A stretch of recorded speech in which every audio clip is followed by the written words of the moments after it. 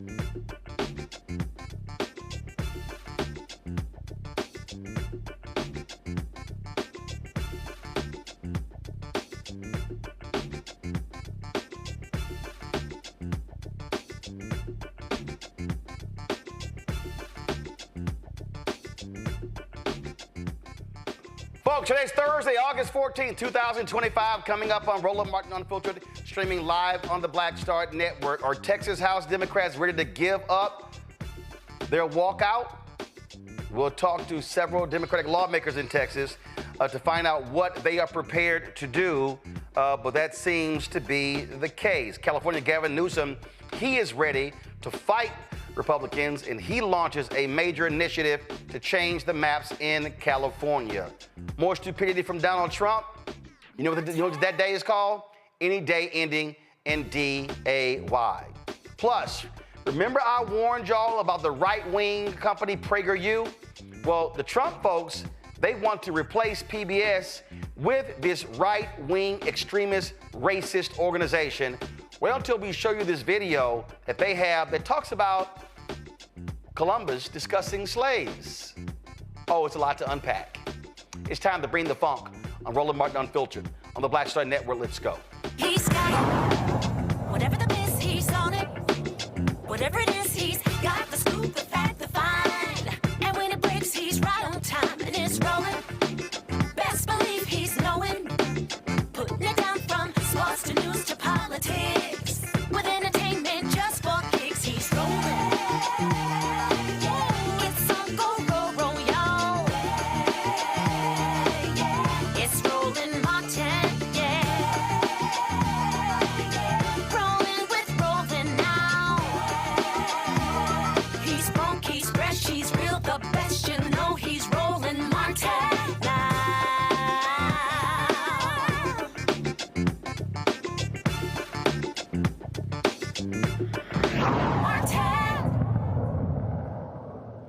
The fight over the racist gerrymandered maps in Texas continues. Texas Governor Greg Abbott and Republicans say they will end the first special session tomorrow and immediately gavel in a second special session. Now, keep in mind, they should be focusing on flood relief in Texas because of what happened in Kirk County. Some 130 people died. Nope, that's not what's important. What's important is kissing Donald Trump's ass and giving him 5 Republican districts. They've already withdrawn the maps. Now, they have not voted on the maps in the House because 51 Texas Democrats have walked out, keeping them from having a quorum. Now, the other day, what took place in the Texas Senate? This took place. 9 Democrats walked out in Texas, but 2 remain, allowing the Republicans to actually vote and approve those maps. Now, what makes no sense to me is why in the hell did those Democrats stay? Well, 2 of them explain why they stayed, and still to this day, I don't understand why they did because it makes absolutely no sense. I'm going to read their comments in just a moment. Let me welcome a couple of folks to us. Texas Legislative Black Caucus Chair Ron Reynolds joins us. Also, State Representative Charlene Johnson. Glad to have both of you on the show. And also, we have State Representative Jolanda Jones. Must first talk with Caucus Chair Ron Reynolds. Chair Emeritus. Chair Emeritus, okay, Chair Emeritus, okay. So, y'all have been gone. Many of the folks in Illinois, some remained in Texas. They've not had a quorum. And I have been getting calls all day from folk back home in Texas. A number of state lawmakers, been talking to staff and aides, talking to civil rights leaders, religious leaders. And what I've been told is that Democrats are going to give in. They are going to return to the Capitol and allow for the Republicans to have a quorum and allow for these seats, for these districts to be changed. What is going on? Well, Brad, it's always good to be with you. And, you know, I'm going to keep it 100 with you. And I'm happy to be joined by 2 of my amazing colleagues, Representative Charlene Ward Johnson and Representative Jolanda Jones. The Texas Legislative Black Caucus has been 10 toes down leading this fight. When we broke quorum, our goal was to stop the first call special session, raise the alarm bells to make sure that other states like California, New York, Illinois, that if Texas passed a racial gerrymander, that we would make sure that other states did the same damn thing. We want to stop the map. The ultimate goal, though, we knew that with Governor Abbott having the ability to call special session after special session after special session, that we could only delay it so that our lawyers could be in a great position to then file injunctions in the court. And we've been working with our lawyers. I've been on the phone with Attorney Gary Bledsoe. I know Representative Jolanda Jones has been communicating. We have gotten, I've been on the phone working with Derek Johnson, the national NACP president. We have LDF, the Lawyers Defense Fund, all ready to go to action if and when the maps are passed. We knew realistically that we could never kill it indefinitely because Why? Governor Abbott Why could not? then move. Because Governor Abbott could move the primary date that's scheduled for March. He could go and have that primary date move back to May, June, July, and then therefore they would have more time to pass the map. No, because here's the problem with that. The Supreme Court has consistently said in numerous cases where maps are locked in to give the people an opportunity. In fact, when Alabama and Louisiana, when they voted on their racist maps, they voted on it, and they did that early in the year. In Louisiana, for instance, they approved their maps. This was back in 2022 or 2023. They approved their maps early in the year. It was like February. Their primaries were in August. The general election was in November. The Supreme Court, there's a legal challenge. The Supreme Court said they were locked in. That has been very consistent. So what I don't understand is, if you have, now granted, Supreme Court can do whatever they want, but that's right, Roland, you know that. Yes, but the Supreme Court has been consistent in terms of locking maps in to give the voters an opportunity to vote properly. And so it's so if Abbott wanted to try to push it to put to May or June, well, then that meant that the primaries would be then still got a general, and based upon what the Supreme Court has done before, that would not be enough time. So what I don't that's not my that's the advice of the attorneys that are supposedly be the experts on redistricting, the constitutional attorneys. That is based on their advice. They want to be able to have the maps in time to be able to file the injunction to get adjunctive relief in the court. But here's the problem. This is what, again, I need to understand here. I'm going based upon what we saw in Alabama, what we saw in Louisiana, literally in the last 5 years. We saw this with the commissioner's race in Galveston County, where when the maps were changed, the Supreme Court says if there's enough time for there to be a lawsuit which forces them to redraw the maps, then fine. But if there's not, then they lock it in place. What I don't understand is if you wait until, let's say, December, okay, right now. So that means, let's say y'all go back, fine, on Monday. Within 30 seconds, they're gonna approve the new maps.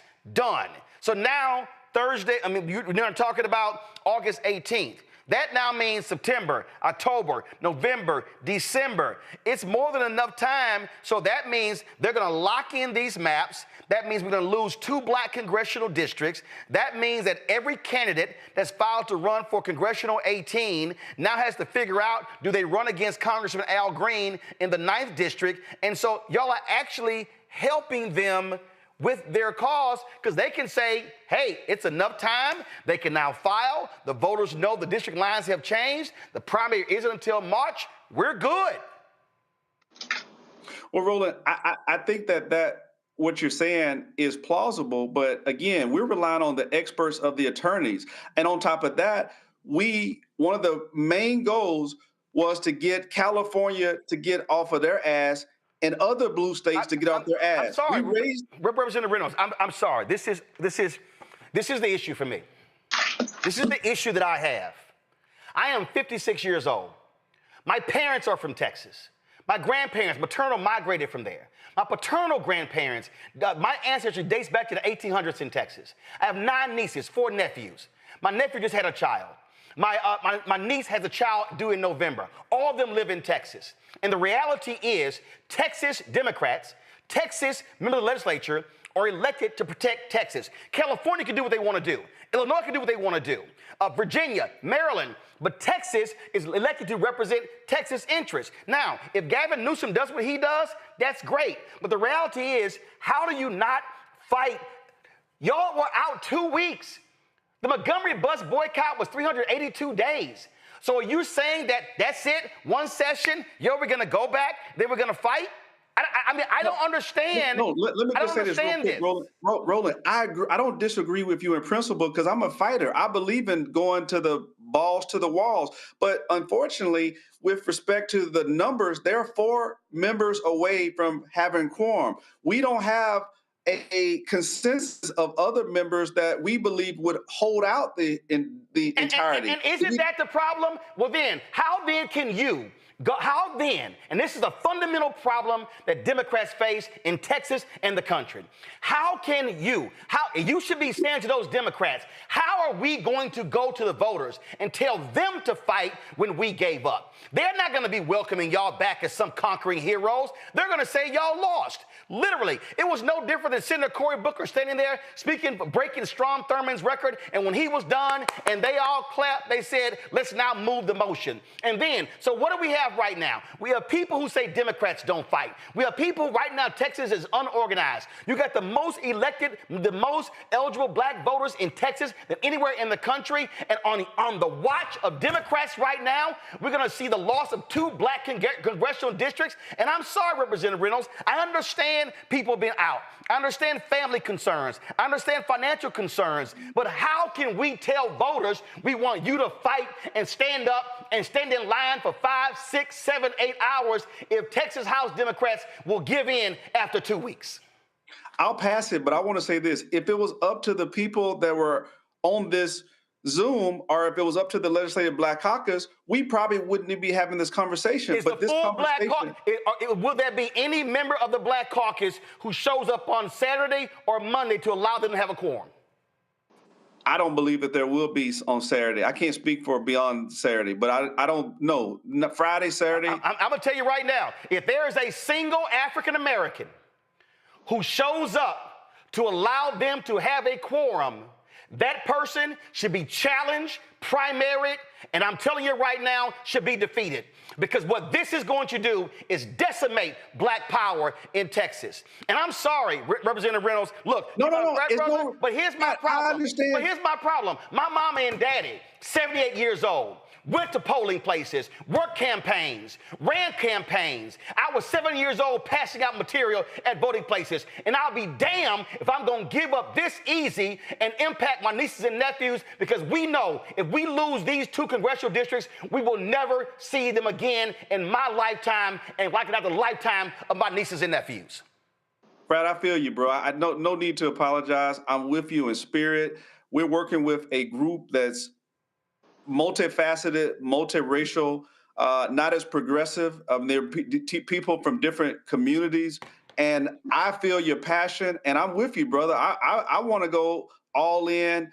So we will continue to relay this message. I'm only communicating to you what was communicated to us. So just know that I'm a messenger, I'm an ambassador, and I am relaying to you the concerns of the attorneys and others who've looked at the best strategies to proceed forward. What you're saying, I feel you. Right. No, wait. And I'm going to tell you right now, and let me make it perfectly clear. If there is a single African American who allows them to have a quorum, I will personally bring my show to their district and personally have a town hall in their district and have their voters speak against them. Representative Johnson, go ahead. Yes, I was just saying, Roland, you are singing to the choir right here. We understand what you're saying, and we started this, like Ron said at the beginning, to fight this because it is our districts that are being impacted. It is our voice that's being impacted. We know that everybody may not be on the same page, but you're singing to the choir today. And what we cannot allow the Republicans to do is to make us attack each other. The Republicans are the enemies, not us. No. Representative Johnson, I'm sorry. The enemy are the Republicans, and the enemy are weak Democrats. That's the enemy. And what we find in Texas right now is that that's one of the fundamental. Listen, I'm still registered in Texas. Matter of fact, I am registered in Congressman Jasmine Crockett's district. And what I'm saying is, again, here's a perfect example. This is just real simple for me. 9 Democrats walked out in the Texas Senate. If the other 2 had walked out, they couldn't have passed the maps. Right. So what I don't understand is, why did the other 2 stay? They could have walked out.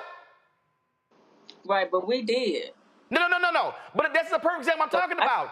If 9 walked out and went to their office, and they couldn't, if 2 Democrats had also walked out, Zaffarini and Chewy Hinojosa, they couldn't have passed the maps. So what do they say? Oh, we stayed to fight. No, you didn't. You stayed to lose. So you're going to go into their districts and to those two Democrats that stayed, you're going to go in their district. You goddamn right I ain't got a problem doing it, because this is the problem. And I'm telling y'all right now, black folks are saying, oh, Democrats, y'all want us to fight, organize, mobilize, swing, and put all the work, and then when we do, then you don't even have the gumption to force a second or a third session. You give up after 2 weeks. Representative Jones, go ahead. So I 1,000% agree with you. You're on mute, No, she's here. We hear. I'm 1,000% in line with you. I ain't gonna be there on Saturday or Monday. Let me be clear. If this is my respectful opinion, if we go with them, we allow the people who are not losing seats. Okay, the people that are losing seats are black people. Okay, they are losing seats, and we will never get them back. So I'm not gonna make it easy for them to not be courageous. I'm just not. I think it's wrong. I think that we can't ask our constituents to fight for us if we're not willing to fight for them. We had 4 special sessions in the 88th legislature. We've been here for not even 2 weeks. Monday will be 2 weeks. So we will not have even held out for 2 weeks. I don't know how my law practice is going to be when I get back from here. And I've got to figure that out. But right now, I always wanted to have a civil rights moment where I could show people who my grandmother and mom raised me to be. And this is that moment in time. I understand people have different reasoning for what they're doing, but I'm not going to do it. I literally woke up this morning crying. Because why would I let California do what I can do my damn self? True story. And even if California is able to pass their maps, that doesn't stop CD. And let me be clear, my district, House District 147, has 3 of the districts in it. I share constituencies with CD9, with CD18, and with CD29, and I live in CD18. My constituents will not have the opportunity to elect 2 or 3 people who think like us. And us spreading the word and getting the word out, and California or Illinois or New York doing whatever it is they do, doesn't change the fact that I ain't gonna handle sufficient black representation in Houston, where I live, and allow us to pick the person. And the same thing is true in Dallas. And so I'm not a sheep at all. I'm not gonna just follow because that is like what people are saying to say. You know, I'm willing to hold out as long as I need to. I know the Montgomery bus boycott lasted for over a year, right? People struggled. People had to figure out how to get to work. People lost their jobs, and this was for over a year because they understood that the only way to get white folks to pay attention was to hit them in the pocketbook, and they thought they could outlast us. So you ain't got to worry about me. I ain't going nowhere. And let me be clear to anybody who says I'm not team House Democratic Caucus. No, I'm team HG 147. I'm team my constituents. My constituents are what matters. So that's all. I ain't making no mistakes. Like I said, sometimes in life, decisions are hard. Sometimes in life, you got to make them. And I make a decision to stand with my constituents. I'm not making a decision to make it easier for the Democrats to go back. And let me be clear, if we go back to the House, we are going to be slaughtered, okay? There are 88 of them and 62 of us. They don't listen to us. They shove stuff down our throats all session. Very, very, very, very, very bad bills, right? So when I fight to win. I don't fight to win the messaging. I don't fight to end a session.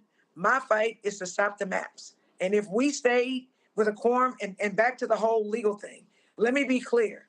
If we stayed till March or June, guess what? There would be no maps to change the game. There would be no maps. There would be no maps. So the same districts that we have right now would still be in place if we stopped them from doing it. So I'm a lawyer. That's legal fiction. People can say stuff. I cannot let people be on me and tell me it's raining. I'm just not going to believe it. If we fought and we stopped it, there would be no new maps for people to vote on. Period, point blank. Friday, I had State Representative Sophronia Thompson on, longest-serving House member ever, and we talked about Senator John Cornyn asking the FBI to come in and come after them. This is what she actually said about that. Fact, it's a civil warrant. It's not a criminal warrant. And number three, Tom DeLay tried that in 2003 when we left and went to Ardmore, Oklahoma. He wanted to send the FBI and pick us up and bring us back to Texas, and they did not get involved, and that was a Republican administration during that time as well. These are civil warrants and not criminal warrants, and they don't have to look for me. I tell them where I am, and I can send them a map and direction, driving direction, and everything. They can locate me real well. Well, so here's my point here, Representative Reynolds. One of the things that Dr. King always talked about, that I need an antagonist to my protagonist. And the reason the movement did not succeed in Albany, Georgia, because the sheriff was smart. He was college educated. But then they went against Jim Clark. They went against Bull Connor. Because he understood I need an antagonist. So this is what I don't understand. If I'm going to go back, let's say I'm a House Democrat, and I'm going to go back. I ain't going to make it easy on them. I'm going to say, come get me. And matter of fact, if you come to my house, we're going to have the cameras there, and I'm going to kneel in my front yard, and then you're going to have to physically put me in a car. But what I'm not going to do is willingly walk to the state capitol. I'm not going to make it easy on them. I'm not going to make it, no, I'm going to make it hard on them. And so are you saying that to the other Democrats, that we going to make it easy?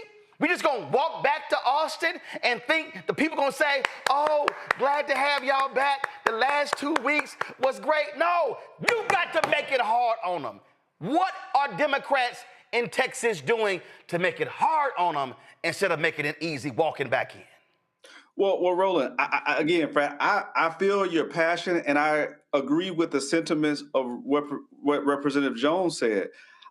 And just for context, if you look back at the empirical data on this, I was one of the first to say we need to break quorum. So I do believe in the spirit of good trouble, necessary trouble. I was one of the ones with Jasmine Crockett back in 2021 that says we need to break quorum and go to D.C., and we did. So I feel you, Frat. The only problem I'm telling you is that everybody ain't built like us, okay? Well, but then everybody who ain't built like us also need to be called out. Because, see, these are the same folk who want us to put it on the line, but when it's time for them to put it on the line, they punk out. Well, Frat, to be honest with you, I know for a fact that they would be able to make quorum. That many people say, I didn't sign up for a second quorum break. I'm just going to be transparent with you. We had to push and do everything we could to get them to do this quorum break right here, right now. So we tried to move the needle, but the resistance was, hey, I got to do this. I got a wife. I got a spouse. I got a job. I got this. I got that. I can't do another 30 days. So we would not likely have the number that we need, 51 strong, to be able to have a continued quorum break. That is the real honest to God's truth. That's being transparent, keeping it 100, keeping it real. Many of us can say, hey, we gonna hold a line. But if you get 4 more, the quorum break is over. They have a quorum. That is what I'm telling you, Brad. I'm just putting it on line. And you know what? Here's what's amazing for me, Representative Johnson. I literally watched 4 Freedom Caucus Republicans force vote after vote after vote after vote for a new Speaker of the House. We saw them 4. And this is, and I'm just telling you, I spent a lot of time on the ground. I'm going to put it down right now. Here's what's going to happen. For every Democrat who's going, oh, we won the messaging. Oh, we done rallied the other Democrats. When they come back, folks in Texas are going to be mad and disappointed. They're going to be upset. And they're going to say, that's it? 2 weeks? That's it? And I'm telling you, it's going to be harder to motivate young folks in Texas, to motivate other folks in Texas to vote out folks in these state seats, because they're going to say, why should I vote for a party that folded so easily? Your response to that? My response is you're absolutely right. They want to see Democrats fighting, and we have to continue this fight.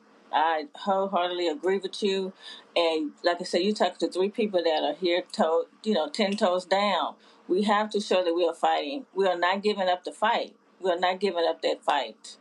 And I can understand, you looking at what you're hearing. We haven't confirmed when we were coming back. Us three, you haven't heard us say that. We didn't say we was coming back on any of those First days. of all, you don't have to, ma'am, no disrespect. You don't have to, because this right here is the Texas Tribune. It says right here, Texas House Democrats who left the state in protest of proposed congressional redistricting said Thursday they will return to the state after the legislature adjourned. They said in a statement, members of the minority party said their lawyers had advised them to return, quote, to build a strong public legislative record for the upcoming legal battle against these particular districts. This is the state, says Texas House Democrats broke quorum and successfully mobilized the nation against Trump's assault on minority voting rights. This is going to Representative Wu out of Houston, facing threats of arrest, lawfare, financial penalties, harassment, and bomb threats. We have stood firm in our fight against a proposed Jim Crow congressional district map. Go right ahead. And again, I speak for Charlene, not for anybody whose name you saw in there. And I said that the fight has to continue. And so what we have to do is continue to fight. And I'm listening to my constituents, what my constituents want me to do. Right. They voted me into this seat, and I have their respect. I have their voice that I'm listening to. Not anybody else or whatever you read on there. I'm listening to my constituents. Representative Jones, final comment. I'm just going to say this. My constituents said, stay where you at, right? And the fact that I have colleagues who feel like they need to go there, I can't let that dictate what I do. I just can't, right? And apart from that, I woke up this morning crying. I woke up this morning because I see the only power that we have, we're giving away. Literally the only power that we had to stop those bullies, those racist, anti-Black people. We literally stopped them in their tracks because they could not conduct business. And so I've never in my entire life, I've been on so many winning teams. I don't take well to losing.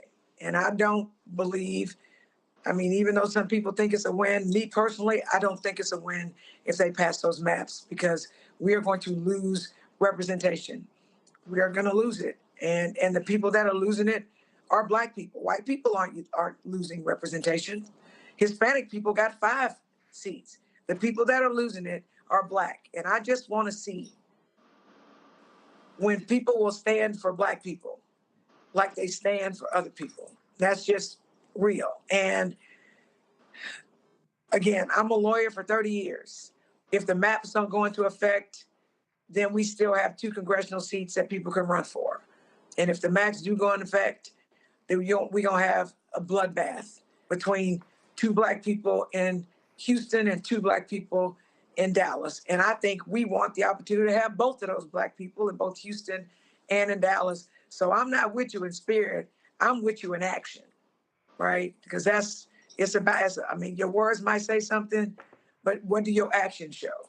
And so, and I fully expect to be punished. I fully expect that if I'm in the House, in the State House, I ain't gonna pass no more bills ever again in life. But if that's what I have to lose, I may not even be talked to ever again in life in the House, because I didn't go along to get along. I'm prepared for that, because the people that elected me to fight for them have asked me to stay, and that's what I'm doing, regardless of the consequences from political people. I'm going to close this out. This is Dr. King's book, Where Do We Go From Here, Chaos or Community? In the last chapter called The World House, and I'm going to skip around, this is literally what he says.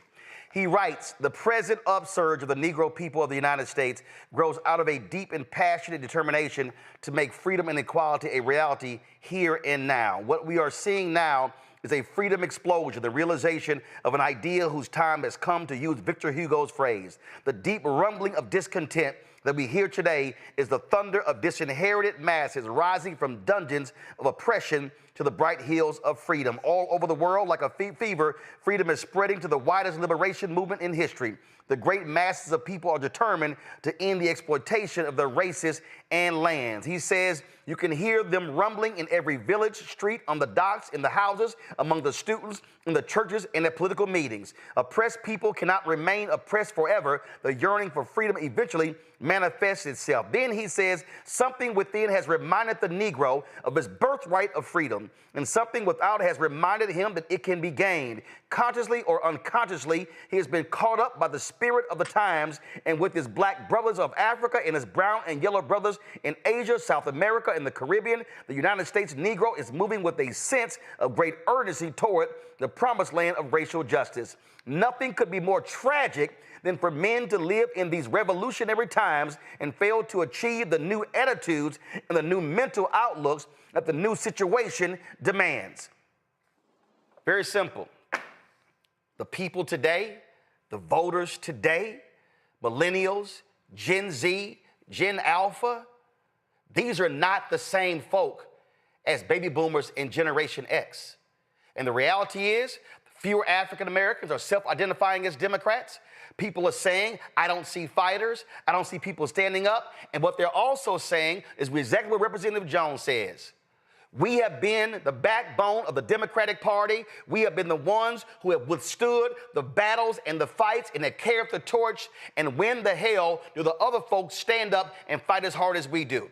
I understand every single point that you've made, Representative Reynolds, Representative Johnson, Representative Jones. But I'm telling you right now, y'all should go back to that caucus and you tell Representative Wu and you tell Tallarico and you tell Anachi and tell the rest of them they are going to have a problem when they let these racist maps go through, and they going to look up, and if you think black folks have said we sitting out and we going to spend times doing line dances, boots on the ground, they are in for a rude awakening when they come to black churches and black neighborhoods and say, where you at? And the response is going to be, where in the hell were you at? We needed you the most. I thank all three of you for your work. And again, let every member of the Black Caucus know, any member who stands with these Republicans and gives them a quorum, I'm putting their names and their faces on this show every single day because they got to be called out. And let me be real clear. I understand other folk, but this show centers African Americans. Let those black members know that if they buckle, they will be called out. Roland, may I say one quick thing? I literally got to go to a break. My panel's next. I appreciate all three of you. Thank you, sir, very much for your service and your fight. Thanks a lot. Got to go to a break. I'll be right back. Roland Martin Unfiltered on the Black Star Network.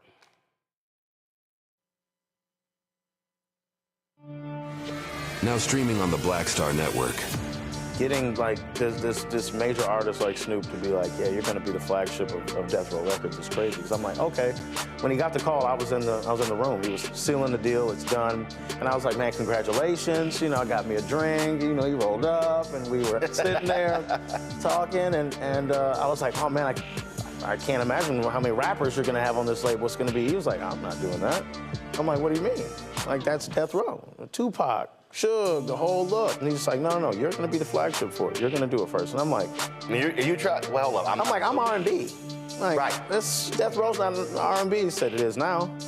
He was like, I'll get rappers later. Don't worry about that, but I want you to take over.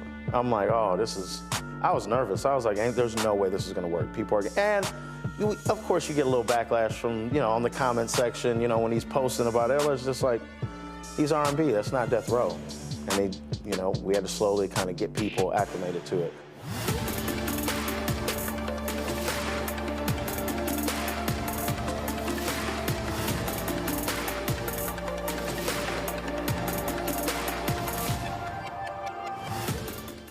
Hey, this is Motown recording artist Kim. You are watching Roland Martin Unfiltered. That boy, he always unfiltered, though. I ain't never known him to be filtered. Is there another way to experience Roland Martin than to be unfiltered? Of course he's unfiltered. Would you expect anything less? Watch what happens next.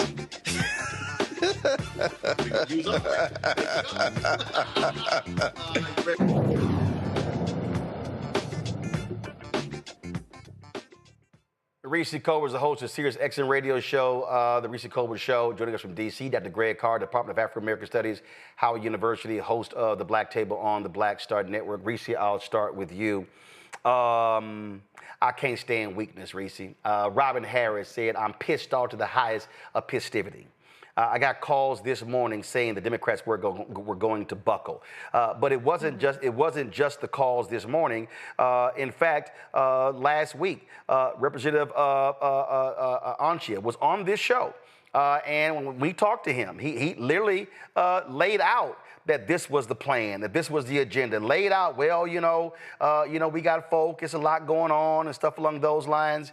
And when he was talking, I was sitting there going, I said, okay, here they go expressing his weakness, here they go. And I'm telling you, they think it's just going to be business as usual, and it's not. I mean, I'm going to do this here. I'm going to play for you exactly, go ahead and roll. This is what he said on this show Friday.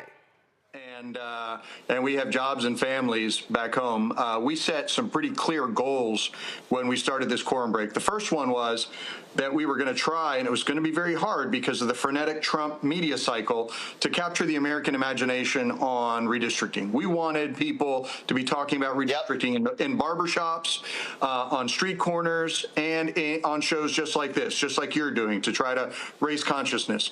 I think we've done that. I'm really pleasantly surprised because this little band of Texas state representatives was able to help elevate the conversation. The second thing we wanted to do is work with blue state governors to get them ready.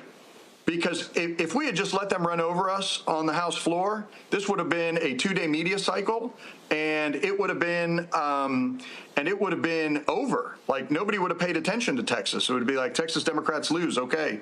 So that's why we couldn't let that happen. We wanted to make sure that we were protecting our African American and Latino constituents by working with blue state governors to show some pushback. Right? That's super important. It was super important to us. And finally, we said we were going to run out the clock on this special session. Now, the governor's right. He can call special session after special session after special session. So our goal was to give the blue states some time to catch up, to activate their plans for redistricting. But at some point, we're going to have to go back and fight this on the House floor, and we're going to have to fight it in the courts, especially since there's some clear violations of Section 2 of the Voting Rights Act. And that's kind of our strategy. So if we can tick the box and say, national conversation, blue state strategy to counteract the 5 from Texas, and we understand that we have a delegation in California today meeting with Governor Newsom. They're ready to roll. And we run out the clock on this special session, we will have succeeded, and the rest is up to blue state governors that have the trifecta of the House, the Senate, and the governorship to really counteract this stuff. You ain't gonna succeed shit, Reese.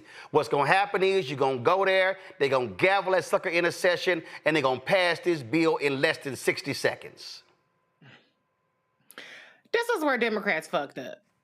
Democrats have the delusional idea that they are ever going to get an A for effort, that they're going to get a credit for trying. Right. Oh, my God. That was great. I mean, y'all are heroes. Y'all sat out 2 weeks. Yay. Yeah. I mean, I think that good for them. They did something. I mean, people are constantly saying Democrats do something, Democrats fight, show us something. But the reality is that elections have motherfucking consequences. And the consequences are that in the state of Texas, you have a Republican governor who should have never been reelected after Uvalde and all of the other heinous things that have happened in Texas, but he was reelected comfortably against Beto. You have a Republican control of the Senate and the representatives over the House, whatever it's called in Texas. And so they have the power. Democrats have to start getting fucking real with voters about the fact that when Republicans have power, they get to do very bad shit. And the only way to ensure that Republicans don't have power to do very bad shit is to vote their asses out and vote Democrats in. They try to do that every election cycle. People don't believe them. And they're like, oh my God, I can't believe bad things are happening. Well, what the hell did you think was going to happen? Of course it was going to happen. But another thing that this reveals, I said it last week on your show, Roland, that there was no real long-term strategy. There was a short-term strategy as the guy laid out there.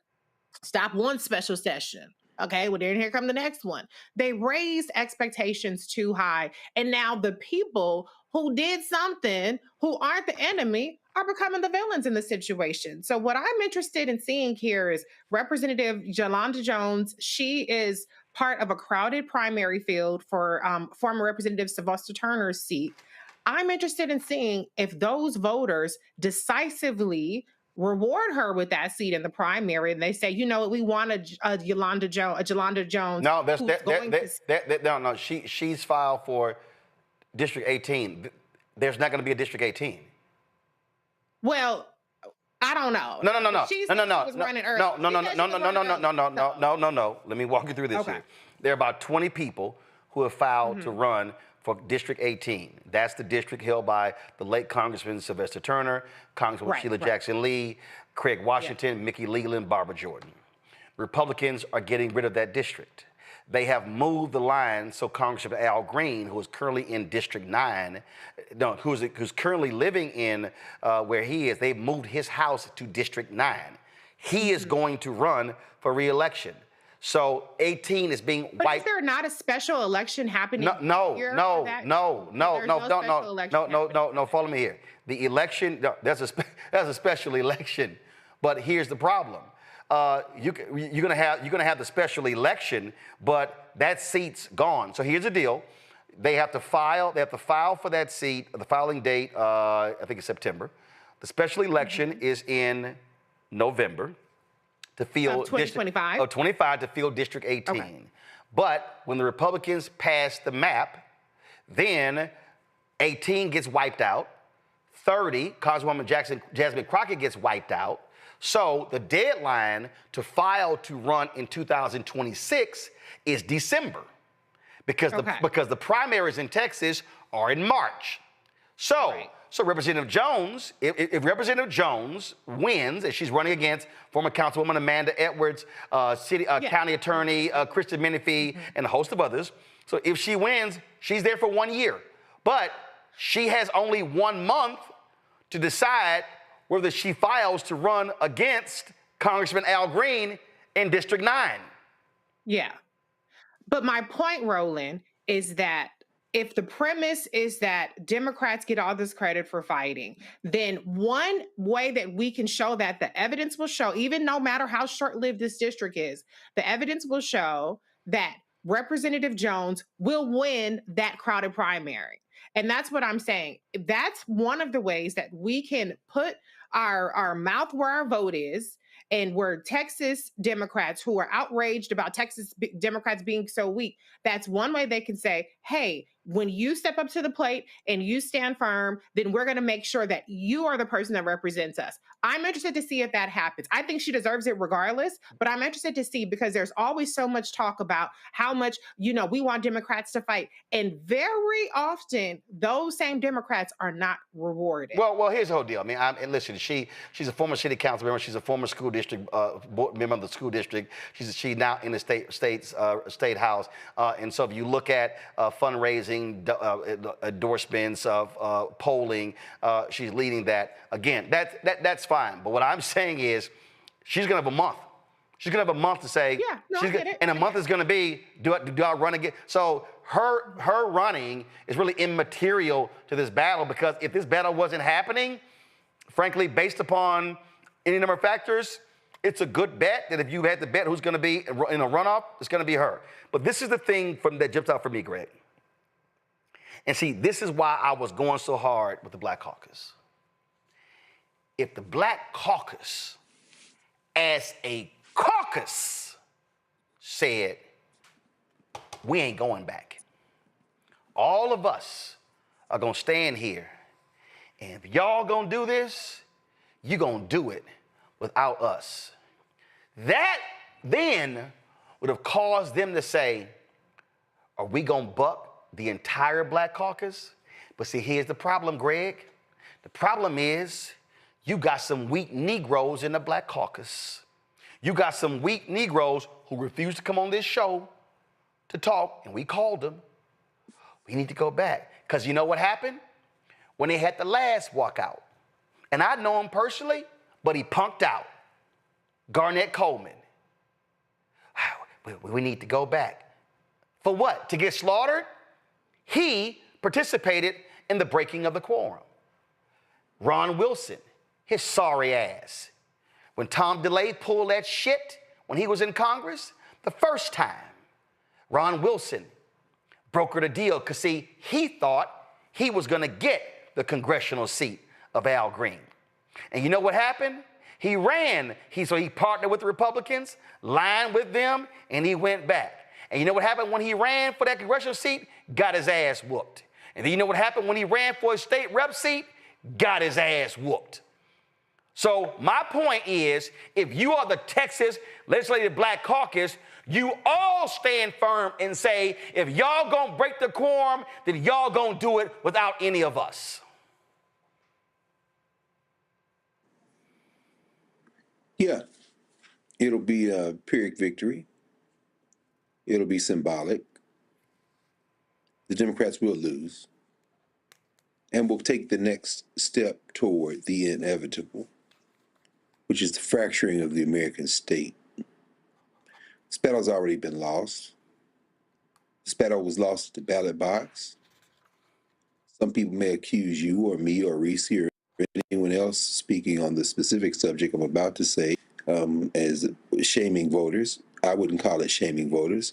I would say forcing human beings to look in the mirror and say that you put the knife in your own throat by not registering, by not checking your registration, and by not voting. This battle has already been won by the white supremacists, but the war has not been won by the white supremacists. Sure, the Congressional Black Caucus the Texas Black Caucus should not go back. I agree with Representative Jones.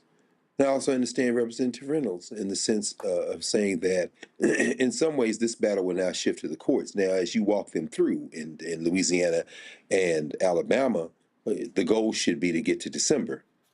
Certainly late fall, early maybe winter, to try to stop this by saying that these maps can't be and it's changed. But let's just say that they fail, and it looks like they're going to fail.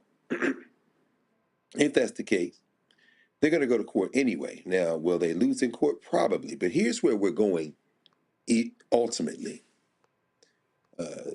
California, Governor Newsom now saying, well, an early November vote to do something about redistricting, maybe Pritzker in Illinois, maybe we see something in New York where their rules are a little different. Certainly Ohio, where there's triggered a statewide redistricting commission, if they can't reach a 60% threshold in the legislature, which they should be able to do.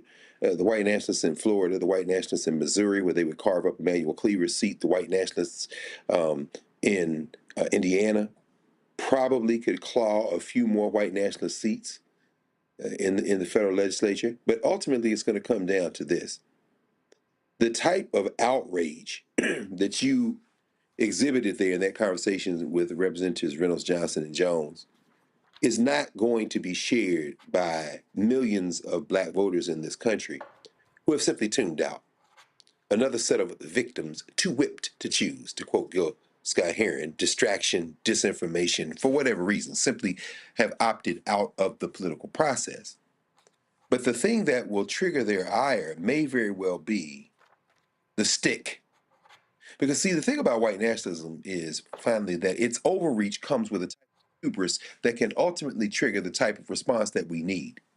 This won't change until black athletes decide to stop going to Texas and Texas A&M. This won't stop until black stop spending money. But see, they won't feel that until a supermajority in Texas, a majority of the federal legislature, like what we're seeing in D.C., starts harassing black people in the streets. We got an email today at Howard University, and I'm still in Egypt, so we return to school next week. But I got my email, check my email, and here's an email instructing students, faculty, staff, and folks that don't have university campuses to always carry your IDs. Make sure you're in count. That's some South African apartheid bullshit. That is exactly right. And Roland, what you just said, brother, that is where we're headed. And I can't tell, frankly, it's hard for me to contain my enthusiasm. I welcome it. Let me tell you why I welcome it. Nelson Mandela doesn't become the president of South Africa without the Sharpeville massacre, without going to jail for 27 years. There's going to be some pain ahead, and that's where you find the heroic age. We're not going to get out of this without pain. And I really don't think that the handful of moderate Democrats, if the state caucus, Black caucus in Texas were to say we're not going, I really don't think that the Democratic Party would still have the gumption not to give them quorum, because there's going to be some punk ass Democrats who are not Black who would simply go in there. I think ultimately the only way this is going to be resolved is by direct confrontation. And we have passed the time when we could have used the ballot. And as Malcolm said, it may be another alternative coming up soon that we're going to have to finally face. But when we face that, then we're going to get some change. But I think this moment may be on the verge of passing, brother. See, what I need everybody watching to understand, and this is why I absolutely disagree with what the lawyers are telling Representative Reynolds. Now let me preface this by saying the Supreme Court, we already know they'll do whatever the hell they want to do. But as Greg knows, and Greg went to law school, the Supreme Court has consistently said, hey, it's not enough time to fully adjudicate this case, so therefore we're going to leave the maps in place because it creates too much consternation among the voters. So you've had lower courts rule congressional maps to be unconstitutional. But because the Supreme Court says it's not enough time to adjudicate, rule on the maps, and then for the legislature to go back and redraw the maps, they've often said they remain in place. So, Reese, the reason why folk like me were saying, no, your whole strategy should be hold out until December, because there's a filing deadline in December for the March primary. See, they keep saying, oh, they can move the primary. True. But here is the problem. If they had held out until December, then you hit the date, and so people then file for the existing districts in December, then they would then have to try to come back January, February, whatever, and try to change the maps and then move the primary later and then still get sued. We know, for example, that in Louisiana, they actually passed the maps early in the year. There was enough time before the August primary. Supreme Court said, nope, got to freeze them in place. So I don't understand why they are falling for this. Well, no, they let them pass it now so we can file. They literally are helping the Republicans like, yo, we changed the maps in August. It's more than enough time for people to file, to run in the new maps. And then, sure, y'all sue, and it's going to be 4 years before it's fully adjudicated. I hear you, Roland. I hear you. Perhaps if they had held out, that would have been the case. But we are talking about people who are getting paid $7,200 a year. Probably their pay is suspended. Being a legislator is a part-time thing. These are people who are away from their families, away from their livelihoods. Now, that's what they signed up for when they left, and they set the expectation that they were going to be stopping the maps. And that's the problem right there. You set the expectation. You go to New York State, and you have a news conference with Hochul, and you're in Illinois, and you're going to California, and you're like, we going to fight this. We ain't letting them pass it. And your ass give up in 2 weeks? I know, Chad. That was bad PR on their part. That was a bad. And Reese, guess what? They literally, and you know I already got the tea. They literally are like, oh no, we've won the messaging war. No, we've won the messaging war. We've rallied the Democrats in other places. No, they literally have been in their meetings saying, we're going to be welcome like heroes. I am not lying. They have literally been saying, can we have people at the Capitol on Saturday when we come back on the Capitol steps applauding us when we come back? I said, y'all got to be out. I am not lying. No, they delulu as fuck. They are absolutely not going to be welcomed back as heroes. They're going to be welcomed back as weak ass people. But I will say this to anybody who's looking at the Democrats as being weak, that's fine. Make sure when these people are up for a primary, when these people are up for a re-election, when you march to the polls to vote their ass out, make sure that you march to the polls to vote out Greg Abbott's ass and vote out John Cornyn's ass and any other Republican in your motherfucking way. And if you're not a regular voter, now would be the time to do that if we get there. To Dr. Carr's point, this might come to a head before that. We're all talking hypothetically as though we're even going to have elections. But my concern, I figured that at some point it will come to some non-voting resolution. But so far, the people out there pew-pewing are the crazy-ass MAGA motherfuckers. The CDC got shot up. The Democrats got killed in Minnesota. The wrong people are getting activated right now. And so if this doesn't come to that kind of head, before our next vote happens, get your ass out and vote. You can vote mad against the Democrats, but make sure you vote just as mad against the people who are really the ones implementing these heinous policies. Here's the thing for me, Greg, that a lot of people don't understand. First of all, in Texas, it's in the Constitution. It's by design that it's not a full-time legislature. Okay. They meet every 2 years, even though the governor can call as many special sessions as possible. But here's the other thing. Texas lawmakers are allowed to have other jobs. And so when they were people talking about, oh, they're getting fined $500 a day, see, this is what happens when you strategize. That's when you sit here and go, oh, okay, I'm going to hire 5 of them. And I'm going to pay them. So you getting fined $500 a day, 7 days a week? Okay, I'm gonna hire 5. You hire 5. You hire 5. You hire 5. The law allows for them to have multiple jobs.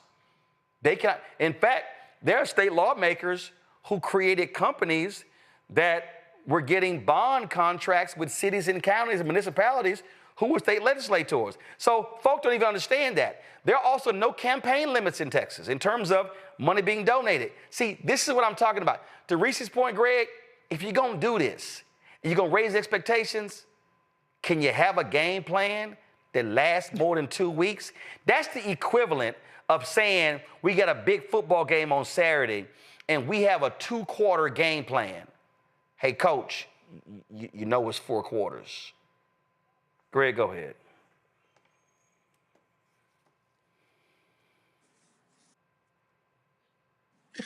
It's true. And this is really where, Roland, you've identified the real. And that is, we don't have a firm grasp of long-range thinking that then gets back mapped into bite-sized, step-by-step strategy. The purebred religious racists, and I call them religious racists because they're religious extremists, Russell Vogt, Kevin Roberts, and so many others associated with Quarterbacks of Project 2025, which people look at as a political document, and it is, but it's been driven by a white nationalist, cultural, theocratic foundation. What we're seeing in Texas is anti-Black racism being the jet fuel for this type of political strategy. Now, of course, a lot has been made of the fact that this proposed redistricting would create some Latino plurality districts. Yeah, 5. Greg Abbott says 5 Republican-leaning Latino districts. Right. But the problem is that now these white nationalists have moved to cracking and packing Latinos. And they are relying on anti-Black racism to inform enough enough people in the Spanish-speaking community in that now Latino plurality state of Texas to peel off those votes by having these people vote against black people. Now, then what should our response be? Well, if we had a long-range view, we would understand a couple of things. Number one, white nationalism is permanent in this country. It is foundational to the country. And number two, you can't appeal to white nationalists to attempt to beat white nationalism by appealing to white nationalists. Right. So your long-range would be to break the back of white nationalism by embracing a black first strategy, and then the bite-sized steps in terms of implementing that long-range vision in a step-by-step process is to say, as black people, we represent the interest of black people first, but that black first strategy also benefits everyone else. Now, what do I mean? So when you go to now a Latino plurality district, a new one, you say, look, these white nationalists hate you. They've cracked and packed your district. And some of y'all hate us.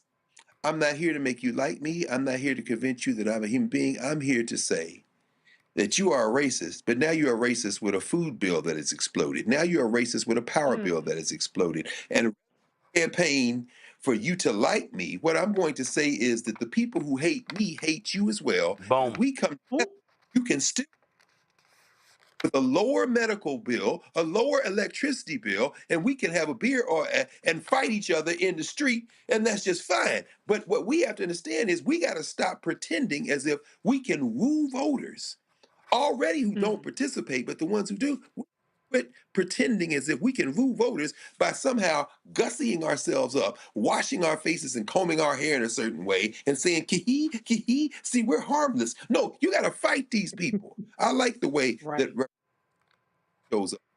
And I'm saying that's a winning strategy, even with white nationalists who will say, I hate you, but I'm still going to vote for you because I can hate you in a house where my heating bill and my cooling bill isn't exploding. That's how you implement a long-range strategy in a short-range fashion.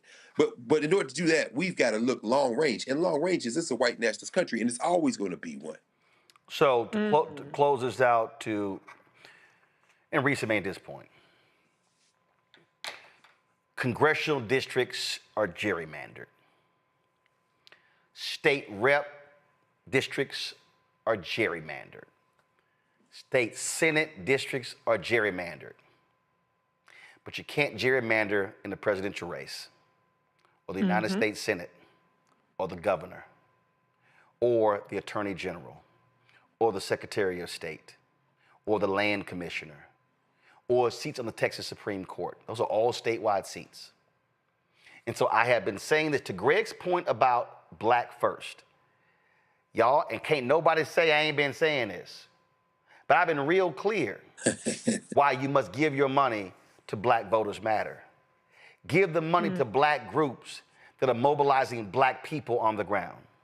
How many times have y'all heard me say that if we vote at 70% of our capacity, if we vote at 70% of our capacity against these white nationalists in Texas, and let's be real clear, y'all, George W. Bush beat Governor Ann Richards. Then when he ran a second time, he ran against what they call a unity ballot. You had a rich Latino banker running for governor. You had a black man who was mayor of Dallas and Ron Kirk running for United States Senate. And then you had a white man in John Sharp who was running, I think it was for lieutenant governor. And guess what? They all lost. So they presented this multiracial coalition. And Republicans have controlled Texas politics for the last 25 years. They own it. Every statewide office.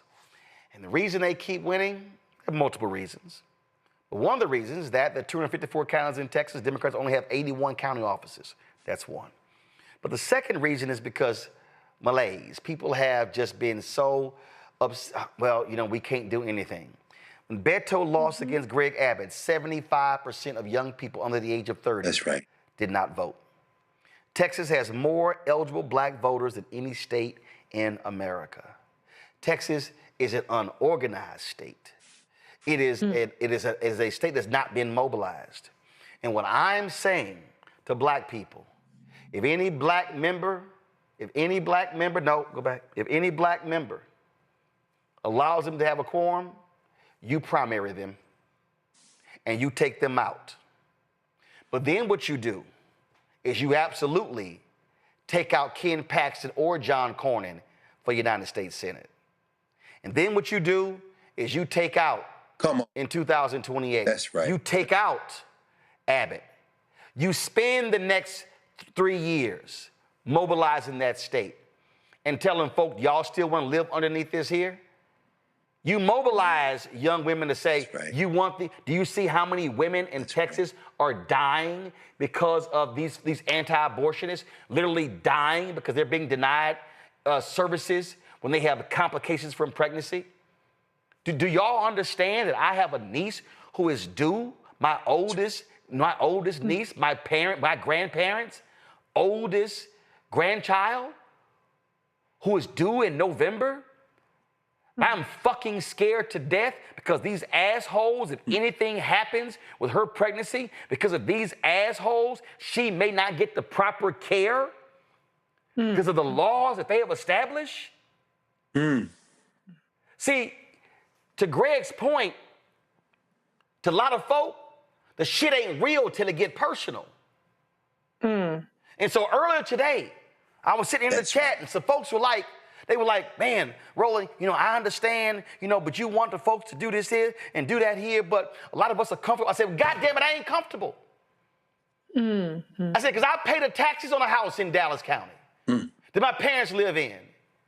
And when I go home, and I've got family reunions, and when I sit here, and again, 9 nieces, 4 nephews, when I look at family members who are all in Texas, God damn it, that's blood, sweat that's in that fucking soil. And when I look at people today give up this easy, when I look at people today and you tell me that you ran for office to stand and fight for folk and all you could do is last for 2 weeks, and when I hear Synfronia Thompson, who's a running buddy of mama grandmother, who says, you ain't gonna look for me, I will show you the map to come to my house. Don't tell me you're going to walk back willingly to the state capitol. Don't tell me you're going to sit here and say, well, we're going to go over there and we fight. No, you're not. And if you didn't want to fight, then goddamn it, leave. Let somebody else in that position. Because what we are talking about is a battle that's generational. What we are talking about right now, go to my iPad, the United States Supreme Court is going to reconsider the congressional district in Louisiana, and they literally are going to rule against race-based congressional districts. And I need all of y'all to understand that what is on the ballot is they could wipe out with one goddamn ruling more than 30 black congressional seats. That means right now the Congressional Black Caucus is the largest caucus in the United States Congress, and this Supreme Court could literally wipe out half of the damn Congressional Black Caucus. So don't tell me you're being too emotional. Don't tell me it doesn't matter. Right now they're looking to wipe out Congressman Cleaver in Missouri. They're looking to wipe out Congresswoman Sykes in Ohio. They've already wiped out a black seat in Florida. I've told y'all repeatedly that they want to defund black America. They want to take everything economically, everything politically, academics, business. They want Jim Crow 2.0 to return. And what you had better understand is read a goddamn history book.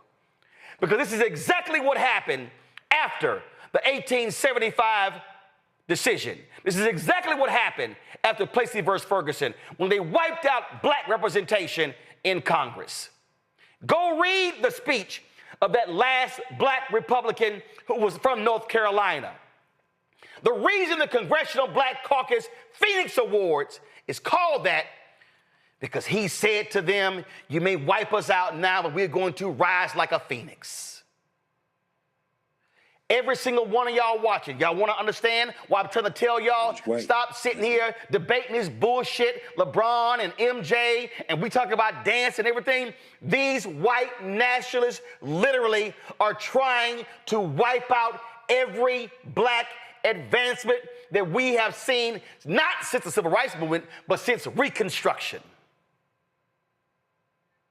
This is not a drill. This is reality. You had better understand I'm not going to be silent while it happens. And if you are black, if you're unwilling to fight, if you ain't got the spirit of Shirley Chisholm, of being unbought and unbossed, well, get your ass out the way and let some folks in who are ready to do battle. I'll be back.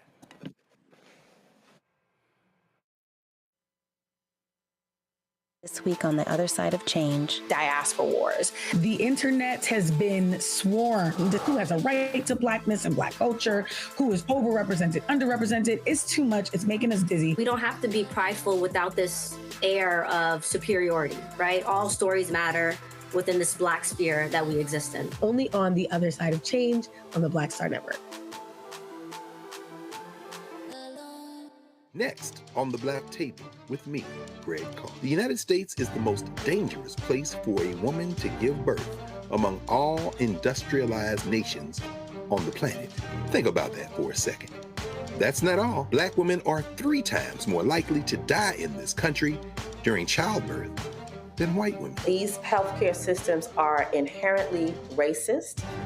There are a lot of white supremacist ideas and mythologies around black women's bodies, even black people, that we experience painless, right? Activist, organizer, and fearless freedom fighter Monifa Akinwole Bandele from Moms Rising joins us and tells us this shocking phenomenon, like so much else, is rooted in unadulterated racism. And that's just one of her fights. Monifa Bandele on the next Black Table here on the Black Star Network. On the next Get Wealthy with me, Deborah Owens, America's Wealth Coach, Black Americans have 1/10 the wealth of their white counterparts. But how did we get here? It's a huge gap. Well, that's why we need to know the history and what we need to do to turn our income into wealth. Financial author and journalist Rodney Brooks joins us to tell us exactly what we need to do to achieve financial success. You can't talk about why we are, as Black people, where we are, unless you talk about how we got here. Bridging the gap and getting wealthy, only on Black Star Network. I'm Russell L. Honoré, Lieutenant General, United States Army, retired, and you're watching Roland Martin Unfiltered.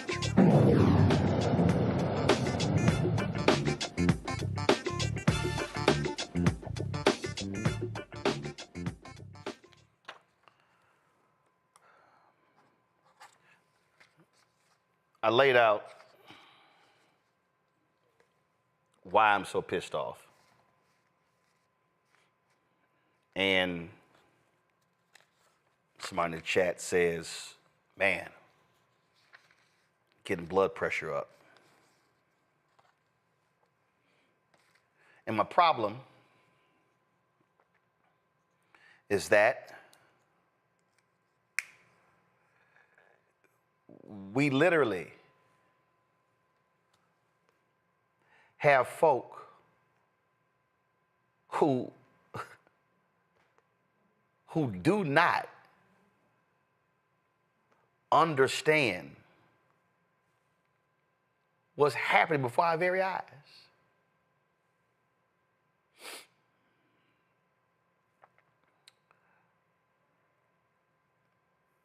When Greg just sat here and talked about how are university students, faculty, staff, the Mecca, that's what it's called. You hear the real HU. Get an email in 2025 in so-called Chocolate City, be sure to carry your ID. When I referenced South Africa, I need everybody watching right now, I need y'all to write down, type in your phone, the Polaroid Revolutionary Workers Movement. I need y'all to understand, apartheid doesn't end without what they did. Ken Williams is working at Polaroid, and he walks into the corporate headquarters, and he sees this picture, and he realizes that the passbooks, essentially passports, that black people were forced to carry in South Africa, they were made by Polaroid. Ken Williams goes to them and say, this ain't right. And he begins to go around and he begins to talk to the other black folks at Polaroid, and a young woman, 26 years old, named Carolyn Hunter. Carolyn listens to what he has to say, and she says, you're right. And Carolyn Hunter, her mama says, baby, what you doing? You just got your degree. You in chemist. You got you a nice job. Carolyn Hunter says, no, mama. My good job ain't good enough for me to accept this. And Ken Williams and Carolyn Hunter began to go on this battle, and they begin to fight this very issue. They lose their jobs. See, several years ago, Professor Charles Ogletree, he would do this Charles Hamilton Houston Institute, and he would have this panel discussion on Martha's Vineyard. 2008, I was invited to it. 2009, I was invited back. And then 2010, I did a book signing of my book on Obama, the election. And so I was invited there by Carol Williams. And so I'm staying at their house, do the book signing, everything. And so then in 2009, I'm sitting here, I'm filling in for Campbell Brown. And I'm in the hotel, the Parker Meridian in New York City. And it's 3 o'clock in the morning. I could not sleep. And I'm watching PBS. And they have a documentary on the divestment movement of South Africa. And I'm sitting there watching this. Then all of a sudden, a picture comes up. And I'm looking at that picture. And I go, is that the woman's house I was staying at? And I send her daughter a text at 3 o'clock in the morning. Is your mama, the Carolyn Hunter, in that doc? She said yes. Carolyn Hunter later married Ken Williams. Y'all, the Congressional Black Caucus wasn't even aware of these books. It was the Polaroid Revolutionary Workers who told the Black Caucus about what they're doing. Ron Dellums and John Conyers and others listened to these folk, tell them about this, and that's how the divestment movement actually started. Because 2 black people at Polaroid said, no, we can't have this. So you got some Negroes standing firm. Well, that's right. Yes, right. Crime is up in D.C., and this is not bad what Trump is doing. So you got the mayor of D.C. announcing she's going to participate with ICE. I need somebody to explain to me how in the hell Muriel Bowser got her ass on a plane to fly to Martha's Vineyard. In the middle of this. See, some of y'all are sitting here like, well, man, it's just law enforcement, it's military on the streets, keeping them safe. But the point Greg just made if y'all think they're setting up roadblocks, forcing folks to show ID, this literally sounds and smells like apartheid in South Africa. And Reese, it was a whole bunch of Negroes who told us. There's a whole bunch of FBA B1 ADOS folks. This ain't gonna impact us. They ain't coming after us. They coming after them. They gonna deport them. They gonna send them out. These white nationalists are making black folks show their ID in our cities, in our states, and in this country. And it's amazing, Reese, where all those loud mouths have gone. So when we're talking about this, we are trying to get Black America to understand that there is a bull's eye on the back, on front, on the forehead, on the back of the head, on the side of the head of every black person in this country, whether you have means or not. And they have no problem saying they are going to pass laws and restrictions to subjugate us as best as they can. They may not be able to put us in shackles as they did for 243 years, but they damn sure want to put invisible shackles on Black America. How many times did we say citizenship was on the ballot? How many times did we say the things that we saw happening in Texas and other states around this issue of immigration, that eventually this will lead to Black people having to walk around with our papers?